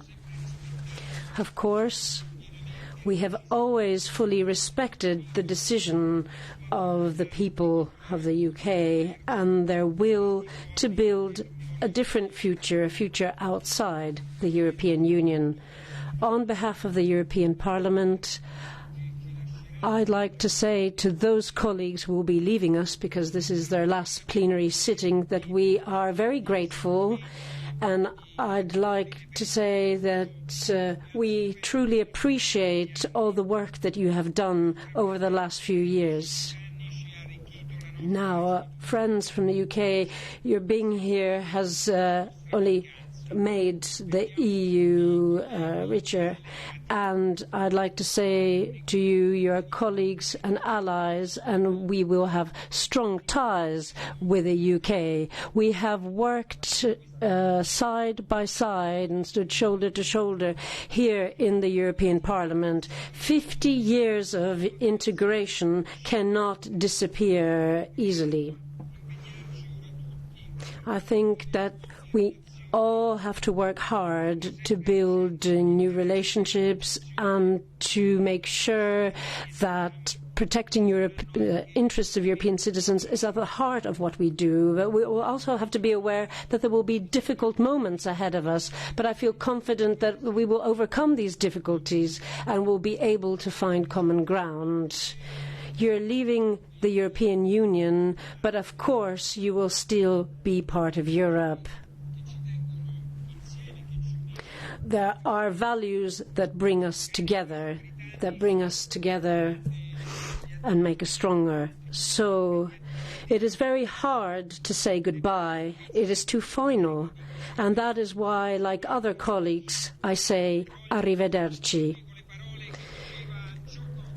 And I want to use the words of Joe Cox, the British MP who was killed during an electoral campaign.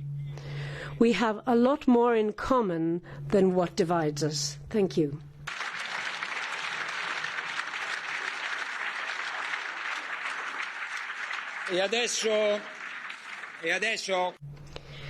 And now I will sign the letter that will send the European Parliament's consent to the Council. This is the European Parliament's consent on the withdrawal agreement of the United Kingdom of Great Britain and Northern Ireland from the European Union and the EEAEC. Grazie per la vostra collaborazione. Thank you very much.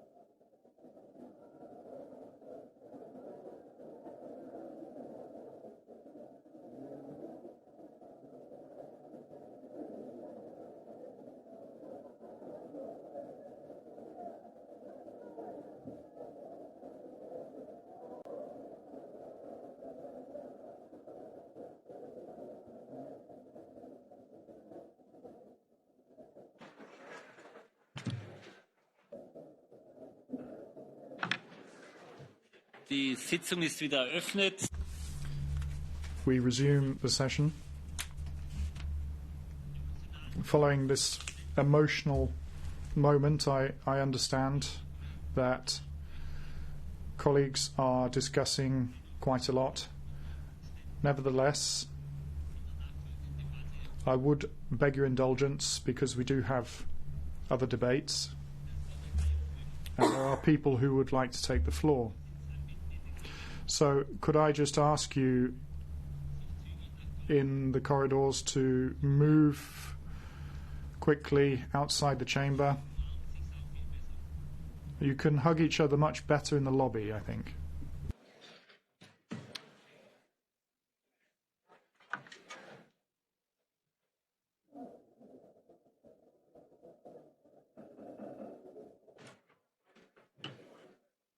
S'il vous plaît.